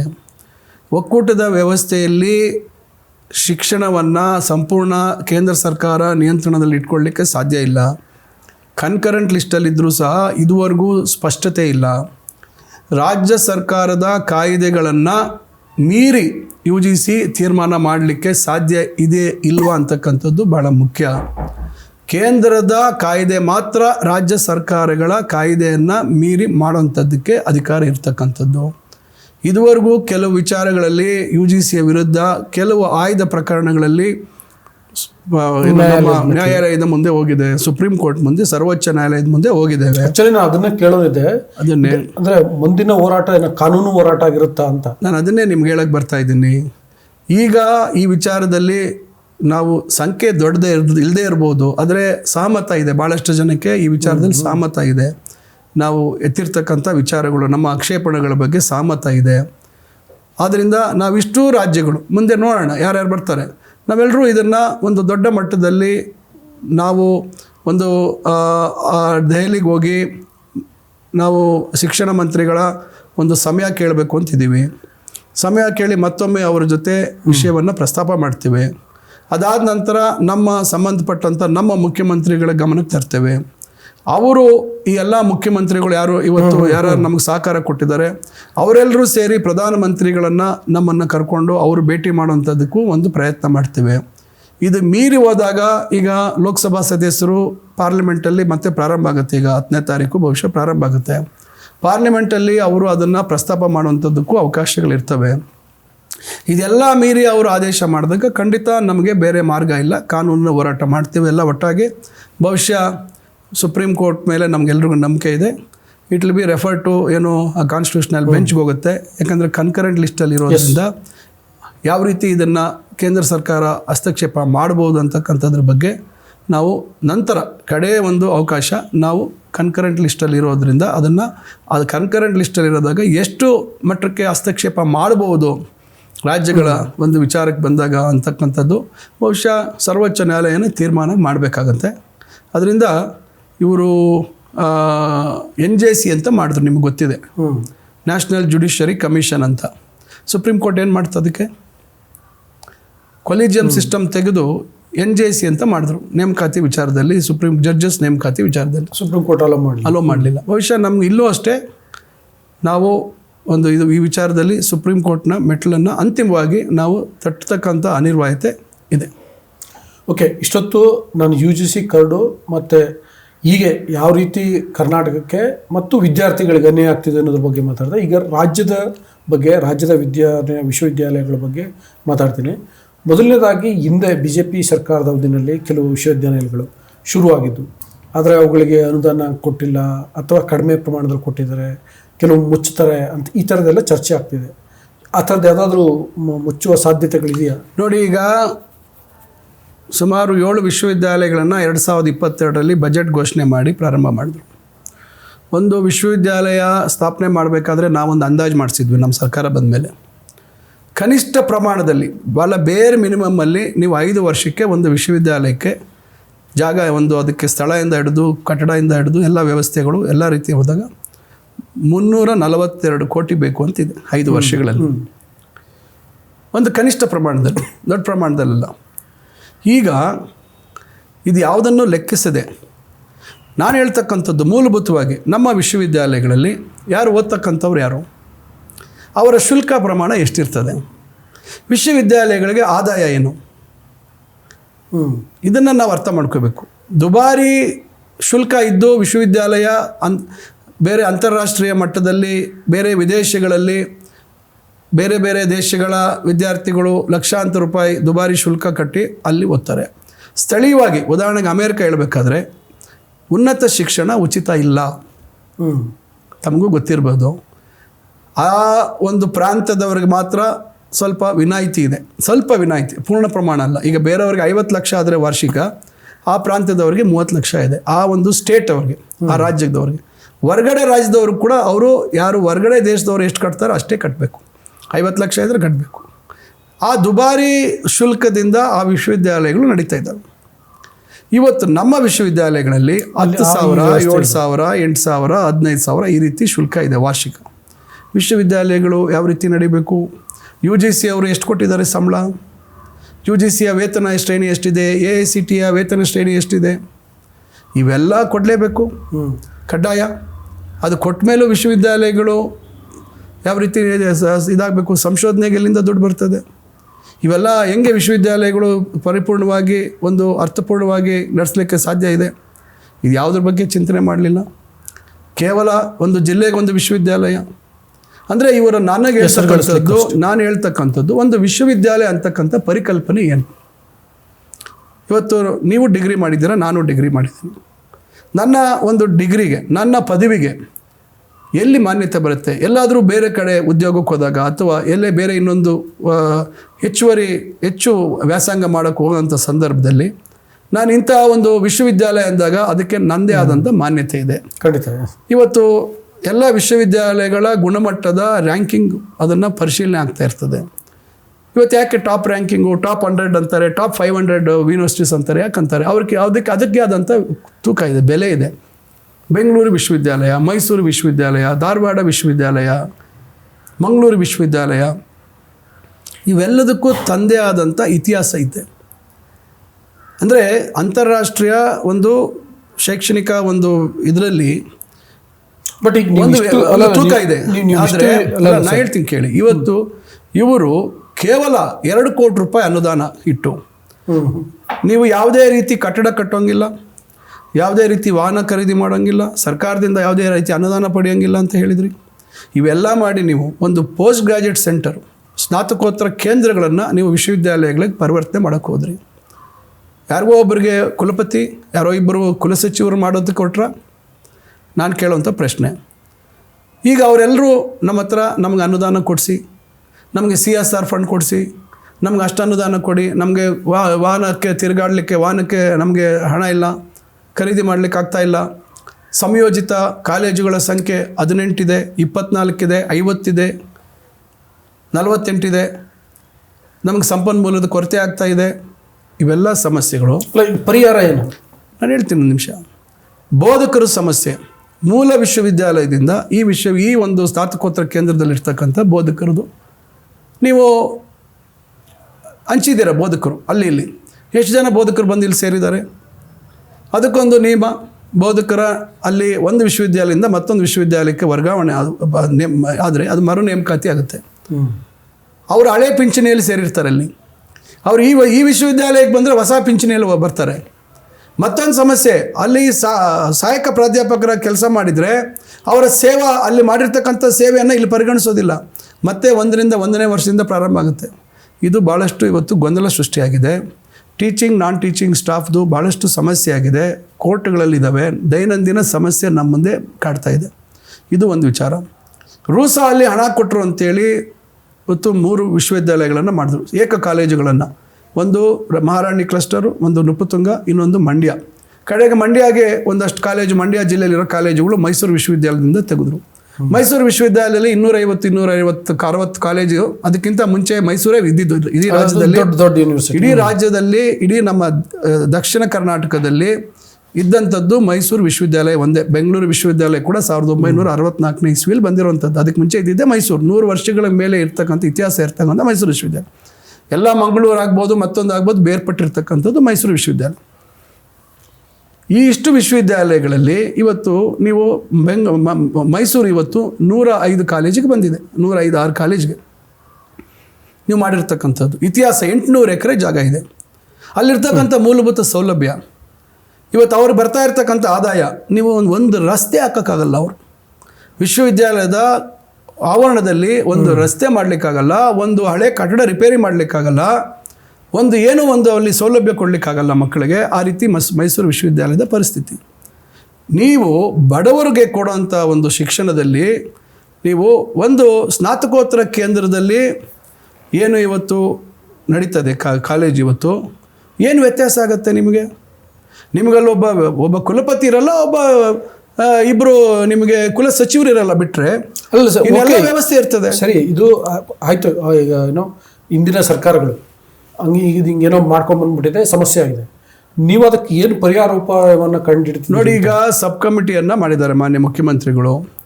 ಇವೆಲ್ಲ ವಿಚಾರಗಳನ್ನು ನಾವು ಅವ್ರ ಮುಂದೆ ಇಟ್ಟಿದ್ದೀವಿ. ಭಾಳಷ್ಟು ಸಂದರ್ಭದಲ್ಲಿ ವಿಧಾನ ಪರಿಷತ್ತಲ್ಲೂ ಭಾಳಷ್ಟು ಚರ್ಚೆಗಳಾಗಿದ್ದಾವೆ. ಎಜುಕೇಷನ್ ಸೆಕ್ಟರ್ ಧಾರವಾಡ ವಿಶ್ವವಿದ್ಯಾಲಯದಲ್ಲಿ ನಮಗೆ ಪಿಂಚಣಿ ಕೊಡೋಕ್ಕೆ ದುಡ್ಡಿಲ್ಲ, ಸರ್ಕಾರ ಕೊಡಬೇಕು ಅಂತ ನಿರಂತರವಾಗಿ ನಮ್ಮ ಕೌನ್ಸಿಲ್ ಚೇರ್ಮನ್ನು, ಮಾಜಿ ಮುಖ್ಯಮಂತ್ರಿಗಳು, ಜಗದೀಶ್ ಶೆಟ್ಟರ್ ಅವರು, ಬೇರೆ ಬೇರೆ ಆ ಭಾಗದ ಜನಪ್ರತಿನಿಧಿಗಳು, ವಿಶ್ವವಿದ್ಯಾಲಯದಲ್ಲಿ ರಿಟೈರ್ಡ್ ಆಗಿರೋರಿಗೆ ಪೆನ್ಷನ್ ಕೊಡೋಕ್ಕೆ ದುಡ್ಡಿಲ್ಲ, ಸರ್ಕಾರ ಕೊಡಬೇಕು ಅಂತಾರೆ. ಎಲ್ಲ ವಿಶ್ವವಿದ್ಯಾಲಯಗಳದ್ದು ಸಮಸ್ಯೆ ಇದೆ. ಇವೆಲ್ಲ ವಿಚಾರಗಳು ನಾವು ಸಬ್ ಕಮಿಟಿ ಮುಂದೆ ಇಟ್ಟಿದ್ದೀವಿ. ಅವರು ಹಣಕಾಸು ಇಲಾಖೆಯವರ ಅಭಿಪ್ರಾಯ ಕೇಳಿದ್ದಾರೆ. ಹಣಕಾಸು ಇಲಾಖೆಯವರು ಹೇಳ್ತಾರೆ, ಹಿಂದೆ ನಾವು ಇದಕ್ಕೆ ಅನುಮತಿ ಕೊಟ್ಟಿರಲಿಲ್ಲ, ನಾವು ಸ್ಪಷ್ಟವಾಗಿ ಇದು ಸರಿಯಾದ ಒಂದು ಕ್ರಮ ಅಲ್ಲ ಅಂತ ಹೇಳಿದ್ವಿ, ಆದರೂ ಸರ್ಕಾರ ಅವತ್ತು ಘೋಷಣೆ ಮಾಡಿ ತೀರ್ಮಾನ ಮಾಡಿದೆ ಅಂತಕ್ಕಂಥ ಅಭಿಪ್ರಾಯ ಅವರು ಹೇಳ್ತಾರೆ. ನಾವು ನಿರಂತರವಾಗಿ ಅನುದಾನ ಒದಗಿಸುವಂಥದ್ದು ಕಷ್ಟ ಸಾಧ್ಯ ಆಗುತ್ತೆ. ಇವತ್ತು ಇಷ್ಟು ದೊಡ್ಡ ಮಟ್ಟದಲ್ಲಿ ವಿಶ್ವವಿದ್ಯಾಲಯಗಳಿದ್ದಾವೆ, ಬೇಡಿಕೆಗಳು ಜಾಸ್ತಿ ಇದ್ದಾವೆ ಅಂತಕ್ಕಂಥದ್ದು. ಇವೆಲ್ಲದರ ಬಗ್ಗೆ ಚರ್ಚೆ ಆಗಿದೆ. ಅಂತಿಮ ತೀರ್ಮಾನ ಏನೂ ಮಾಡಿಲ್ಲ ನಾವು, ಯಾವುದನ್ನು ಮುಚ್ಚಬೇಕು, ಯಾವುದನ್ನು ಏನು ಮಾಡಬೇಕು ಅಂತಕ್ಕಂಥದ್ದು. ಇವೆಲ್ಲವನ್ನು ಕ್ರೋಢೀಕರಿಸಿ ನಾವು ಇದನ್ನು ಸಂಪುಟದ ಮುಂದೆ ತೊಗೊಂಡೋಗ್ತೀವಿ. ಸಂಪುಟದಲ್ಲಿ ಇದ್ರ ಬಗ್ಗೆ ಅಂತಿಮವಾಗಿ ಏನು ಮಾಡಬೇಕು, ಇದಕ್ಕೆ ಏನು ಕ್ರಮ ಆಗಬೇಕು ಅಂತಕ್ಕಂಥದ್ದು ಅಲ್ಲಿ ಸ್ಪಷ್ಟವಾದಂಥ ತೀರ್ಮಾನ ಆಗುತ್ತೆ. ಇದು ಕೇವಲ ಊಹಾಪೋಹ ಮಾಡಿಕೊಂಡು ಕೆಲವರು ಮಾಧ್ಯಮಗಳಲ್ಲಿ ಅದು ಮುಚ್ಚಿಬಿಡ್ತಾರೆ, ಇದು ಮುಚ್ಚಿಬಿಡ್ತಾರೆ ಅಂತ ಹೇಳ್ತಕ್ಕಂಥ ಒಂದು ವರದಿಗಳ ಬಗ್ಗೆ ನಮ್ಮ ಗೌರವಾನ್ವಿತ ವಿರೋಧ ಪಕ್ಷದ ನಾಯಕರು ಪಾಪ ಅದೇನೋ ಅದೇನೋ ಕೆಳಗೆ ಬಿದ್ರೂ ಮೀಸೆ ನುಣ್ಣಗಾಗಲಿಲ್ಲ ಅಂಥೇಳಿ ಅವರು ಅವ್ರದ್ದೇ ರೀತಿಯಾದಂಥ ವ್ಯಾಖ್ಯಾನಗಳು ಮಾಡಿಕೊಂಡು ಕೂತಿದ್ದಾರೆ. ಆದರೆ ಇನ್ನೂ ಯಾವುದೂ ಅಂತಿಮ ಆಗಿಲ್ಲ ಇದ್ರ ಬಗ್ಗೆ. ಇದು ಅಂತಿಮ ಆದಂಥ ಸಂದರ್ಭದಲ್ಲಿ ಬಹುಶಃ ಅವತ್ತು ಇದು ಚರ್ಚೆ ಮಾಡ್ತಕ್ಕಂಥದ್ದು ಸೂಕ್ತ. ಆದರೂ ಭಾಳಷ್ಟು ಜನ ಭಾಳ ಸ್ಪಷ್ಟವಾಗಿ ನಾನು ನೋಡಿದೆ, ಕೆಲವು ಕಾಮೆಂಟ್ಸ್ ನೋಡಿದೆ, ಕೆಲವರು ಭಾಳ ಸ್ಪಷ್ಟವಾಗಿ ಹೇಳಿದ್ದಾರೆ, ಒಂದೊಂದು ಕಾಲೇಜ್ಗೂ ಒಂದೊಂದು ಯೂನಿವರ್ಸಿಟಿ ಮಾಡಿಬಿಡಿ, ಹೋಗಲಿ, ಒಳ್ಳೇದಾಗುತ್ತೆ. ಯಾರೋ ಒಬ್ಬೊಬ್ರಿಗೆ VC ಮಾಡ್ದಂಗೆ ಆಗುತ್ತೆ, ಕುಲಸಚಿವರು ಮಾಡ್ದಂಗೆ ಆಗುತ್ತೆ ಅಂತ ಕೆಲವರು ಕಾಮೆಂಟ್ಸ್ ಇದೆ. ಅವರೇ ಪೇಪರ್ ಸೆಟ್ ಮಾಡ್ಬೋದು, ಅವರೇ ವ್ಯಾಲ್ಯೂಯೇಷನ್ ಮಾಡ್ಬೋದು. ಒಂದೊಂದು ಕಾಲೇಜ್ಗೂ ಮಾಡಿಬಿಡಿ, ಇರುವಂಥ ಎಲ್ಲ ಡಿಗ್ರಿ ಕಾಲೇಜ್ನೂ ಯೂನಿವರ್ಸಿಟಿ ಮಾಡಿಬಿಡಿ, ಒಳ್ಳೇದಾಗತ್ತೆ ಅಂತಕ್ಕಂಥ ರೀತಿಯಲ್ಲಿ ಒಂದು ವ್ಯಂಗ್ಯವಾಗಿ ಕೆಲವರು ಶಿಕ್ಷಣದ ಗುಣಮಟ್ಟ ವೃದ್ಧಿ ಮಾಡೋದ್ರ ಬಗ್ಗೆ ಯೋಚನೆ ಮಾಡ್ತಾ ಇಲ್ಲ. ವಿಶ್ವವಿದ್ಯಾಲಯಗಳೇ ಸ್ಥಾಪನೆ ಮಾಡಬೇಕು, ಯಾರೋ ಕಾರಲ್ಲಿ ಓಡಾಡಬೇಕು, ಯಾರೊಬ್ಬರಿಗೆ ಇನ್ನೊಬ್ರು ಕಿರೀಟ ಇಡಬೇಕು ಅನ್ನೋದೇ ಯೋಚನೆ ಮಾಡ್ತಾ ಇದ್ದೀರಾ. ವಿಶ್ವವಿದ್ಯಾಲಯಗಳ ಗುಣಮಟ್ಟ ಮಾಡೋದಕ್ಕೆ ಏನು ಮಾಡಬೇಕು ಅನ್ನೋದ್ರ ಬಗ್ಗೆ ಚರ್ಚೆ ಮಾಡಿ. ಈಗ ಅಲ್ಲಿಗೆ ಬರ್ತಿದ್ದೆ. ಈಗ ಗುಣಮಟ್ಟ ಅಂತಂದರೆ ಶಿಕ್ಷಣದ ಗುಣಮಟ್ಟ ಹೆಚ್ಚಿಸ್ಬೇಕು ಅಂತಂದರೆ ಒಳ್ಳೆಯ ಬೋಧಕ ವರ್ಗ ಇರಬೇಕು. ಸೊ ಈಗ ಒಂದು ನೀವೇ ಈಗ ಇಷ್ಟೊತ್ತು ಎಕ್ಸ್ಪ್ಲೇನ್ ಮಾಡ್ತಾ ಇದ್ದೀವಿ, ಗ್ರಾಂಟ್ಸ್ ಇಲ್ಲ ಅನ್ನೋದು ಈಗ ಸಂಬಂಧಪಟ್ಟಂಗೆ. ಆಮೇಲೆ ಅತಿಥಿ ಉಪನ್ಯಾಸಕರದ್ದು ಇನ್ನೊಂದು ಥರದ ಸಮಸ್ಯೆ, ತುಂಬ ಜನ ರಿಟೈರ್ಡ್ ಆಗ್ತಿದ್ದಾರೆ. ನನ್ನ ಪ್ರಕಾರ ಇನ್ನೊಂದು 15-20 ವರ್ಷದಲ್ಲಿ ನಿಮ್ಮ ಇದು ಭಾಳ ಖಾಲಿ ಆಗಿಬಿಡುತ್ತೆ ಅಂತ ಅಂದ್ಕೊಳ್ತೀನಿ. ಸೊ ಇದಕ್ಕೆ ಏನು ಪರಿಹಾರ? ನೋಡಿ, ಈಗಾಗಲೇ ನಾವು ಬೇರೆಯವರ ರೀತಿಯಲ್ಲಿ ಸುಮ್ಮನೆ ಏನೋ ಕಾಟಾಚಾರಕ್ಕೆ ಮಾತಾಡಬೇಕು ಅಂತ ಮಾತಾಡ್ತಾ ಇಲ್ಲ. ನಾವು ಇದನ್ನು ಮುಖ್ಯಮಂತ್ರಿಗಳಿಗೆ ಮನವೊಲಿಸಿದ್ದೀವಿ, ಅವರ ಗಮನಕ್ಕೆ ತಂದಿದ್ದೀವಿ. ಇದು ನೆನ್ನೆ ಮೊನ್ನೆ ಸಮಸ್ಯೆ ಅಲ್ಲ. ಸುಮಾರು 25 ವರ್ಷಗಳಿಗಿಂತ ಮಿಗಿಲಾಗಿ ಇದು ಸಮಸ್ಯೆ ಕಾಡಿಕೊಂಡು ನಮ್ಮ ವಿಶ್ವವಿದ್ಯಾಲಯಗಳಲ್ಲಿ ಇರ್ಬೋದು, ನಮ್ಮ ಕಾಲೇಜು ಶಿಕ್ಷಣ ಅಥವಾ ತಾಂತ್ರಿಕ ಶಿಕ್ಷಣ ಇಲಾಖೆಯಲ್ಲಿ ಇರ್ತಕ್ಕಂಥ ಸಮಸ್ಯೆ, ಅಥವಾ ಇಡೀ ಆಡಳಿತದ ವ್ಯವಸ್ಥೆಯಲ್ಲೇ ಇವತ್ತು ನಿವೃತ್ತಿ ಬಂದ ಮೇಲೆ ತಕ್ಷಣ ಆ ಒಂದು ಸ್ಥಳವನ್ನು ಭರ್ತಿ ಮಾಡಬೇಕು, ಅಲ್ಲಿ ಏನೋ ಆ ಪೋಸ್ಟನ್ನು ಫಿಲಪ್ ಮಾಡಬೇಕು ಅಂತಕ್ಕಂಥ ವ್ಯವಸ್ಥೆ ನಡ್ಕೊಂಡು ಬಂದಿಲ್ಲ. ನಾನಾ ಕಾರಣಗಳು, ಅದ್ರ ಬಗ್ಗೆ ನಾನು ಹೆಚ್ಚು ಚರ್ಚೆ ಮಾಡೋಕ್ಕೆ ಹೋಗಲ್ಲ. ಆದರೆ ನಾವು ಭಾಳ ಸ್ಪಷ್ಟವಾಗಿ ಹೇಳಿದ್ದೀವಿ, ವಿಶ್ವವಿದ್ಯಾಲಯಗಳನ್ನು ಉಳಿಸ್ಬೇಕಾದ್ರೆ ನಾವು ಹೊಸ ವಿಶ್ವವಿದ್ಯಾಲಯಗಳ ವಿಚಾರ ಒಂದು ಕಡೆ ಆದರೆ, ಈಗ ಮೂಲಭೂತವಾಗಿ ಹಳೆಯ ಹೆಸರು ಗಳಿಸಿರ್ತಕ್ಕಂಥ ವಿಶ್ವವಿದ್ಯಾಲಯಗಳನ್ನು ಉಳಿಸ್ಬೇಕಾದ್ರೆ ಅದಕ್ಕೆ ನಾವು ಬೋಧಕರ ನೇಮಕಾತಿ ಆಗಬೇಕು. ಅದಕ್ಕೆ ಆರ್ಥಿಕವಾಗಿ ಅದಕ್ಕೆ ಬೆಂಬಲವಾಗಿ ಸಹಾಯವನ್ನು ಮಾಡ್ತಕ್ಕಂಥ ನಿಟ್ಟಿನಲ್ಲಿ ನಾವು ಮಾಡಬೇಕು ಅಂತಕ್ಕಂಥದ್ದನ್ನು ಮಾನ್ಯ ಮುಖ್ಯಮಂತ್ರಿಗಳ ಗಮನಕ್ಕೆ ತಂದಿದ್ದೀವಿ. ಬೋಧಕರ ನೇಮಕಾತಿಯಲ್ಲಿ ಅವರು ಒಂದು ರೀತಿ ನಮಗೆ ಇಲ್ಲ, ಇದು ಮಾಡೋಣ, ಹಂತವಾಗಿ ಮಾಡೋಣ, ಒಮ್ಮೆಲೆ ನಾವು ದೊಡ್ಡ ಮಟ್ಟದ ಒಂದು ಏನು ಖಾಲಿ ಹುದ್ದೆಗಳನ್ನು ಒಂದೇ ಸತಿ ನಾವು ತುಂಬಲಿಕ್ಕೆ ಸಾಧ್ಯ ಆಗೋದಿಲ್ಲ, ದೊಡ್ಡ ಹೊರೆ ಆಗುತ್ತೆ. ಖಂಡಿತ ಇದನ್ನು ನಾವು ಮಾಡೋಣ ಅಂತಕ್ಕಂಥದ್ದು ಹೇಳಿದ್ದಾರೆ. ನಾವು 2 ಹಂತದಲ್ಲಿ ಮಾಡಬೇಕು ಅಂತಕ್ಕಂಥ ಪ್ರಸ್ತಾವನೆ ಕೊಟ್ಟಿದ್ದೀವಿ. ಹಣಕಾಸು ಇಲಾಖೆಯವರು 3 ಹಂತದಲ್ಲಿ ಮಾಡೋಣ ಅಂತ ಹೇಳಿದ್ದಾರೆ. ಇದರಲ್ಲಿ ಖಾಲಿ ಹುದ್ದೆಗಳ ನೇಮಕಾತಿ ಒಂದು ಆದರೆ, ಹೊಸದಾಗಿ ಹುದ್ದೆಗಳನ್ನು ಸೃಜನೆ ಮಾಡಬೇಕು. ಯಾಕಂದರೆ ಹೊಸ ಕೋರ್ಸ್ಗಳನ್ನು ಪ್ರಾರಂಭ ಮಾಡಿದ್ದೀವಿ. ಈಗ ನಾವೇ 2023 ನಮ್ಮ ಸರ್ಕಾರ ಬಂದ ಮೇಲೆ 20,000 ಸೀಟ್ ಆ್ಯಡ್ ಮಾಡಿದ್ದೀವಿ ನಮ್ಮ ಡಿಗ್ರಿ ಕಾಲೇಜಲ್ಲಿ. BBA, BCA ಕೋರ್ಸಸ್ಸು, BSW, ಈ ಥರ ಬೇರೆ ಕೋರ್ಸಸ್ಸು, ಹೊಸ ಒಂದು ಎಮರ್ಜಿಂಗ್ ಕೋರ್ಸಸ್ಸನ್ನು ನಾವು ಇಂಟ್ರೊಡ್ಯೂಸ್ ಮಾಡೋಂಥ ಕೆಲಸ ಮಾಡಿದ್ದೀವಿ. ಅಲ್ಲೆಲ್ಲ ನಾವು ಪೋಸ್ಟ್ ಕ್ರಿಯೇಟ್ ಮಾಡಬೇಕು. ಇವೆಲ್ಲನೂ ಚರ್ಚೆ ಮಾಡಿದ್ದೀವಿ. ಮುಖ್ಯಮಂತ್ರಿಗಳು ಇದನ್ನು ಭಾಳಷ್ಟು ಸೂಕ್ಷ್ಮವಾಗಿ ಗಮನಿಸಿದ್ದಾರೆ. ಅವರು ಸೂಚನೆಯನ್ನು ಕೊಟ್ಟಿದ್ದಾರೆ ಹಣಕಾಸು ಇಲಾಖೆಗೆ. ಆದರೆ ಎಷ್ಟು ಪ್ರಮಾಣದಲ್ಲಿ ನಮಗೆ ಅನುಮತಿ ಕೊಡ್ತಾರೆ ಅನ್ನೋದನ್ನು ನಾವು ಈಗ ನಮ್ಮ ಬಜೆಟ್ ಘೋಷಣೆ ಆದಾಗ ಮಾತ್ರ ಅದಕ್ಕೆ ನಮಗೆ ಉತ್ತರ ಸಿಗುತ್ತೆ. ಮತ್ತು ಈಗ ಈ ಅಡ್ಮಿಷನ್ ವಿಷಯದಲ್ಲಿ ಕೆಲವು ಕಡೆ ಗೊಂದಲ ಇರುತ್ತೆ. ಗೊಂದಲನ ಉದ್ದೇಶಪೂರ್ವಕವಾಗಿ ಸೃಷ್ಟಿ ಮಾಡಲಾಗತ್ತೆ. ಯಾಕೆಂದರೆ ಏನೋ ಖಾಸಗಿ ಅವ್ರ ಜೊತೆಗಿನ ಅದು ಹೊಂದಾಣಿಕೆಯೋ ಲಾಬಿಯೋ ಏನೋ ಗೊತ್ತಿಲ್ಲ, ಅದನ್ನು ಹಂಗೆಲ್ಲ ಚರ್ಚೆಗಳು ಆಗ್ತಿರ್ತವೆ. ಸರ್ಕಾರದ ಪ್ರತಿನಿಧಿಯಾಗಿ ನೀವು ಅದನ್ನು ಸ್ಪಷ್ಟೀಕರಿಸಬೇಕಂತ. ನೋಡಿ, ಈಗ ಕೋವಿಡ್ ಬಂದಂಥ ಸಂದರ್ಭದಲ್ಲಿ ಇಡೀ ಶೈಕ್ಷಣಿಕ ವೇಳಾಪಟ್ಟಿ ಏರ್ಪೇರಾಗಿತ್ತು. ಅದು CET ಪರೀಕ್ಷೆಯಿಂದ ಹಿಡಿದು ಅಲ್ಲ, ಅದನ್ನ ಅಡ್ವಾಂಟೇಜ್ ಮಾಡಿಕೊಂಡು ನಾನು ಹೇಳ್ತೀನಿ, ವಿದ್ಯಾರ್ಥಿಗಳಿಗೆ ತೊಂದರೆ ಆಗ್ತಿದೆ ಅಂತ ನಾನು ಹೇಳ್ತೀನಿ ಕೇಳಿ. ಈಗ ಎಲ್ಲ ಶೈಕ್ಷಣಿಕ ವೇಳಾಪಟ್ಟಿಗಳು ಏರ್ಪೇರಾಗಿತ್ತು. ನಾವು ಜವಾಬ್ದಾರಿ ವಹಿಸ್ಕೊಂಡಾಗ 5 ವಿಶ್ವವಿದ್ಯಾಲಯಗಳ ವೇಳಾಪಟ್ಟಿ ನವಂಬರ್ವರೆಗಿತ್ತು ಅಡ್ಮಿಷನ್ನು. ದಾವಣಗೆರೆ ಜುಲೈಗೆ ಅಡ್ಮಿಷನ್ ಮಾಡುವಂಥದ್ದಿತ್ತು. ಇವೆಲ್ಲವನ್ನು ಗಮನಿಸಿ ನಾವು ಹೋದ ವರ್ಷವೇ ನಾವು ಒಂದು ಸಮಾನಾಂತರವಾದಂಥ ಶೈಕ್ಷಣಿಕ ವೇಳಾಪಟ್ಟಿ ಕೊಟ್ಟಿದ್ವಿ. ಒಂದು ಮಟ್ಟಕ್ಕೆ ಅದು ಬಂತು. ಈ ವರ್ಷದ್ದು ಈಗ 2025-26ನೇ ಶೈಕ್ಷಣಿಕ ಸಾಲಿಂದು ಈಗಾಗಲೇ ನಾವು 2024ರ ಅಕ್ಟೋಬರ್ಗೆ ಕೊಟ್ಬಿಟ್ಟಿದ್ದೀವಿ, ಸೆಪ್ಟೆಂಬರ್-ಅಕ್ಟೋಬರ್ಗೆ. ನಾವು ಒಂದು ರೀತಿ ಇದೆಲ್ಲ ಸುಧಾರಣೆ ಮಾಡಬೇಕು. ಎಲ್ಲ ವಿಶ್ವವಿದ್ಯಾಲಯಗಳಲ್ಲಿ ಅಡ್ಮಿಷನ್ ಪ್ರೋಸೆಸ್ ಏನಿದೆ ಅದು ಏಕಕಾಲಕ್ಕೆ ಆಗಬೇಕು, ನಿರ್ದಿಷ್ಟ ಇಷ್ಟೇ ಸಮಯದೊಳಗೆ ಅಡ್ಮಿಷನ್ ಆಗಬೇಕು ಅಂತಕ್ಕಂಥ ಒಂದು ಟೈಮ್ ಟೇಬಲ್ ಸೆಟ್ ಮಾಡಿ ನಮ್ಮ ಹೈಯರ್ ಎಜುಕೇಷನ್ ಕೌನ್ಸಿಲ್ ಮುಖಾಂತರ ನಾವು ಕಳಿಸಿದ್ದೀವಿ. ಇದು ಸರ್ಕಾರದ ಜವಾಬ್ದಾರಿ. ನಾವು ಇದನ್ನು ಒಂದು ಸರಿದಾರಿಗೆ ತರಬೇಕು ಅಂತಕ್ಕಂಥ ಪ್ರಯತ್ನ ಮಾಡ್ತಾಯಿದ್ದೀವಿ. ಇಲ್ಲಿ ಖಾಸಗಿ ಅವ್ರಿಗೆ ಅನುಕೂಲ ಮಾಡಬೇಕು, ಮತ್ತೊಂದು ಅನುಕೂಲ ಮಾಡಬೇಕು ಅಂತಕ್ಕಂಥದ್ದು ಇಲ್ಲ. ನಾವು ಅದನ್ನೇ ಈಗ ಇಲ್ಲಿ ಖಾಸಗಿಯವ್ರ ಪಾತ್ರ ಇಲ್ಲಿ ಉದ್ಭವ ಆಗೋದಿಲ್ಲ. ಯಾಕಂದರೆ ನಮ್ಮ ಫೀಸ್ ಸ್ಟ್ರಕ್ಚರೇ ಬೇರೆ, ಅವ್ರ ಫೀಸ್ ಸ್ಟ್ರಕ್ಚರೇ ಬೇರೆ. ಖಾಸಗಿಯವ್ರು ಹೋಗೋರು ಹೋಗ್ತಾರೆ, ಹಣ ಇರೋರು ಹೋಗ್ತಾರೆ, ಅದಕ್ಕೂ ಸಂಬಂಧ ಇಲ್ಲ. ಆದರೆ ಸರ್ಕಾರದ ವ್ಯವಸ್ಥೆಯಲ್ಲಿ ಸೇರುವಂಥ ಬಡವರು ಯಾರಿದ್ದಾರೆ ಅವ್ರು ಕಾಯ್ತಾರೆ ಪಾಪ. ಅದಕ್ಕೆ ಅವ್ರಿಗೆ ಯಾರಿಗೂ ತೊಂದರೆ ಆಗಬಾರ್ದು. ಪದವಿ ಪಡೆದವರು ಇನ್ನೊಂದು ವಿಶ್ವವಿದ್ಯಾಲಯದಲ್ಲಿ ಸ್ನಾತಕೋತ್ತರ ಪದವಿಗೆ ಸೇರಬೇಕಾದ್ರೆ ಮತ್ತೆ 6 ತಿಂಗಳು ಕಾಯೋದು, 5 ತಿಂಗಳು ಕಾಯೋದು, ಈ ರೀತಿ ಆಗಬಾರ್ದು. ಸಮಾನಾಂತರವಾಗಿ ಇಲ್ಲಿ ಮುಗಿಸಿದ ತಕ್ಷಣ ಮತ್ತೆ 1-2 ತಿಂಗಳಲ್ಲಿ ಅಲ್ಲಿ ಅವರು ಪ್ರವೇಶ ಪರೀಕ್ಷೆ ಬರೆದು ಮತ್ತೆ ಸೇರುವಂಥದ್ದಕ್ಕೆ ಅವಕಾಶ ಆಗಬೇಕು ಅಂತ ಈ ಶೈಕ್ಷಣಿಕ ವೇಳಾಪಟ್ಟಿ ಸುಧಾರಣೆ ಕೂಡ ನಾವು ಮಾಡ್ತಾ ಇದ್ದೀವಿ. ಈಗಾಗಲೇ ಅದಕ್ಕೆ ವೇಳಾಪಟ್ಟಿಯನ್ನು ಪ್ರಕಟಣೆ ಮಾಡಿದ್ದೀವಿ, ಮಾಧ್ಯಮಗಳ ಮುಖಾಂತರನೂ ಪ್ರಕಟಣೆ ಮಾಡಿದ್ದೀವಿ. ನೀವು 2-3 ಸಂದರ್ಭದಲ್ಲಿ ಮಾತಾಡ್ತಾ ಹೇಳಿದ್ರಿ ಏನಂದರೆ ಅದೇ ಆರ್ಥಿಕ ಹೊರೆ ಆಗುತ್ತೆ, ನೋಡ್ಕೊಂಡು ಮಾಡಬೇಕು, 2-3 ಹಂತದಲ್ಲಿ ಮಾಡಬೇಕು ಅನ್ನೋದೆಲ್ಲ ಹೇಳಿದ್ರಿ. ಸೊ ಈಗ ಅದ್ರ ಜೊತೆಗೆ ಈಗ ನೀವು ಒಂದು ರಾಜ್ಯಾದ್ಯಂತ 7 ಕಡೆ ಸೆಂಟರ್ ಫಾರ್ ಎಕ್ಸಲೆನ್ಸ್ ಕೌಶಲ್ಯ ಕೇಂದ್ರಗಳು ಆ ಥರದ್ದೇನೋ ಮಾಡಬೇಕು ಅಂತ ಹೋಗ್ತಿದ್ವಿ.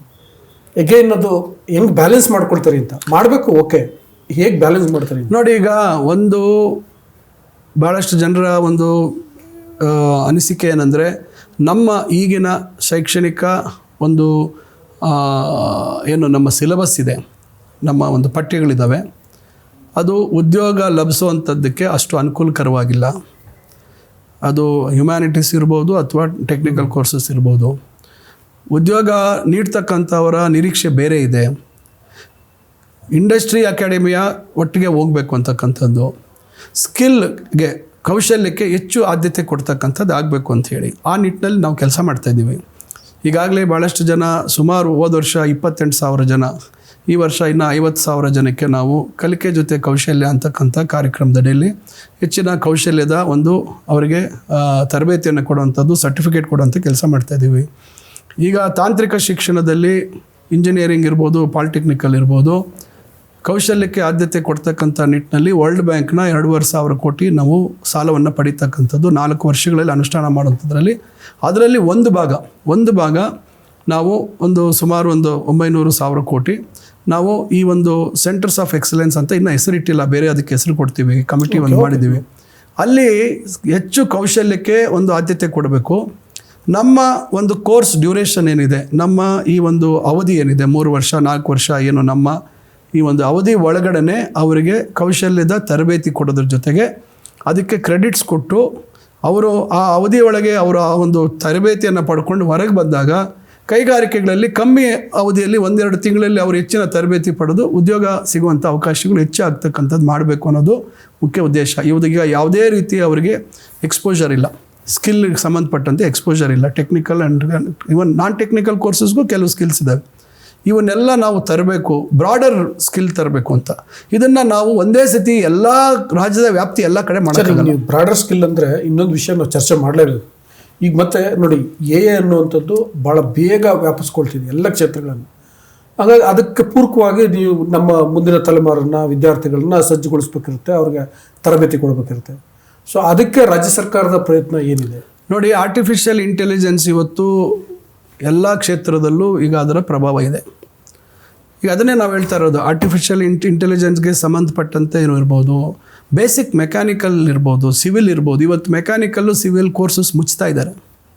ಭಾಳಷ್ಟು ಕಾಲೇಜುಗಳಲ್ಲಿ ಮುಚ್ಚಿ ಎಲ್ಲರೂ AIML ತೊಗೊಳ್ತಾ ಇದ್ದಾರೆ, ಕಂಪ್ಯೂಟರ್ ಸೈನ್ಸ್ ತೊಗೊಳ್ತಾ ಇದ್ದಾರೆ.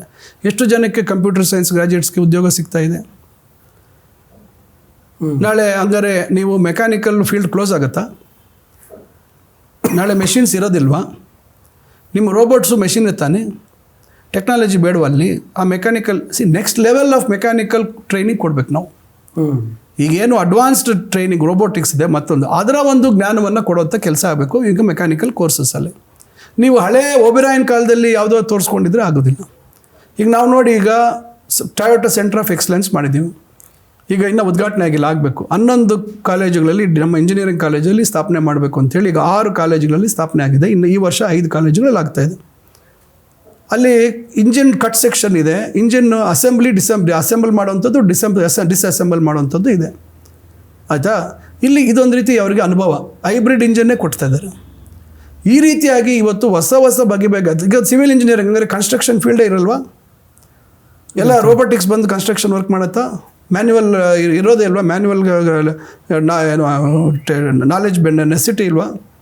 ಸೊ ಇದನ್ನು ನಾವು ಯಾವ ರೀತಿ ಇಂಟ್ರೆಸ್ಟಿಂಗ್ ಮಾಡ್ಬೋದು? ಈಗಿನ ಕಾಲಕ್ಕೆ ಏನು ತಂತ್ರಜ್ಞಾನ ಇದೆ ಇವತ್ತು, ನಿಮಗೆ ಸ್ಟ್ರಕ್ಚರಲ್ ಡಿಸೈನಲ್ಲಿ ಪೋಸ್ಟ್ ಟೆನ್ಷನಿಂಗ್ ಅಂತಿದೆ.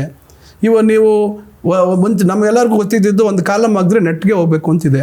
ಇವತ್ತು ಒಂದು ಹಂತಕ್ಕೆ ಹೋಗ್ಬಿಟ್ಟು ನಿಮಗೆ ಫ್ಲೋಟಿಂಗ್ ಕಾಲಮ್ಸ್ ಬರ್ತಾ ಇದೆ, ಹಿಂಗೋಗಿ ಈ ಥರ ತಿರುಗ್ತಾ ಇದೆ. ಇವತ್ತು ವಾಲ್ ಇರ್ತಕ್ಕಂಥ ಬಿಲ್ಡಿಂಗ್ಸ್ ಇದ್ದಾವೆ. ಇವೆಲ್ಲ ತಂತ್ರಜ್ಞಾನ ಅಲ್ವಾ? ಇವೆಲ್ಲ ಇವತ್ತು ಸಿವಿಲ್ಲು ಇವತ್ತು ಸ್ಟ್ರಕ್ಚರಲ್ಗೆ ಸಂಬಂಧಪಟ್ಟಿದ್ದಲ್ವಾ? ನಾವು ಅದನ್ನೇ ಹೇಳೋದು, ನಾವು ಅದನ್ನೇ ಕಾಲ ಬದಲಾದಂಗೆ ಈ ಕೋರ್ಸ್ಗಳನ್ನು ಮುಚ್ಚುವಂಥದ್ದಲ್ಲ ಸೂಕ್ತ. ಅದಕ್ಕೆ ಏನು ಇವತ್ತಿನ ಕಾಲಕ್ಕೆ ತಂತ್ರಜ್ಞಾನ ಏನು ಕೊಡಬೇಕು ಅದನ್ನು ಮಕ್ಕಳಿಗೆ ಈ ಒಂದು ಬೇಸಿಕ್ ನಾಲೆಜ್ ಕೊಡುವಂಥದ್ದು ಮಾಡಬೇಕು. ಹೆಚ್ಚುವರಿ ಸ್ಕಿಲ್, ಹೆಚ್ಚುವರಿ ನಾಲೆಜ್ ಅವ್ರ ನಂತರ ಪಡ್ಕೊಳ್ತಾರೆ. ಇದು ಮಾಡಬೇಕು ಅನ್ನೋದು ನಮ್ಮ ಉದ್ದೇಶ. Okay, thank you sir. ಇಷ್ಟೊತ್ತು ಭಾಳ ಡೀಟೇಲ್ ಆಗಿ ವಿವರಿಸಿದ್ರಿ.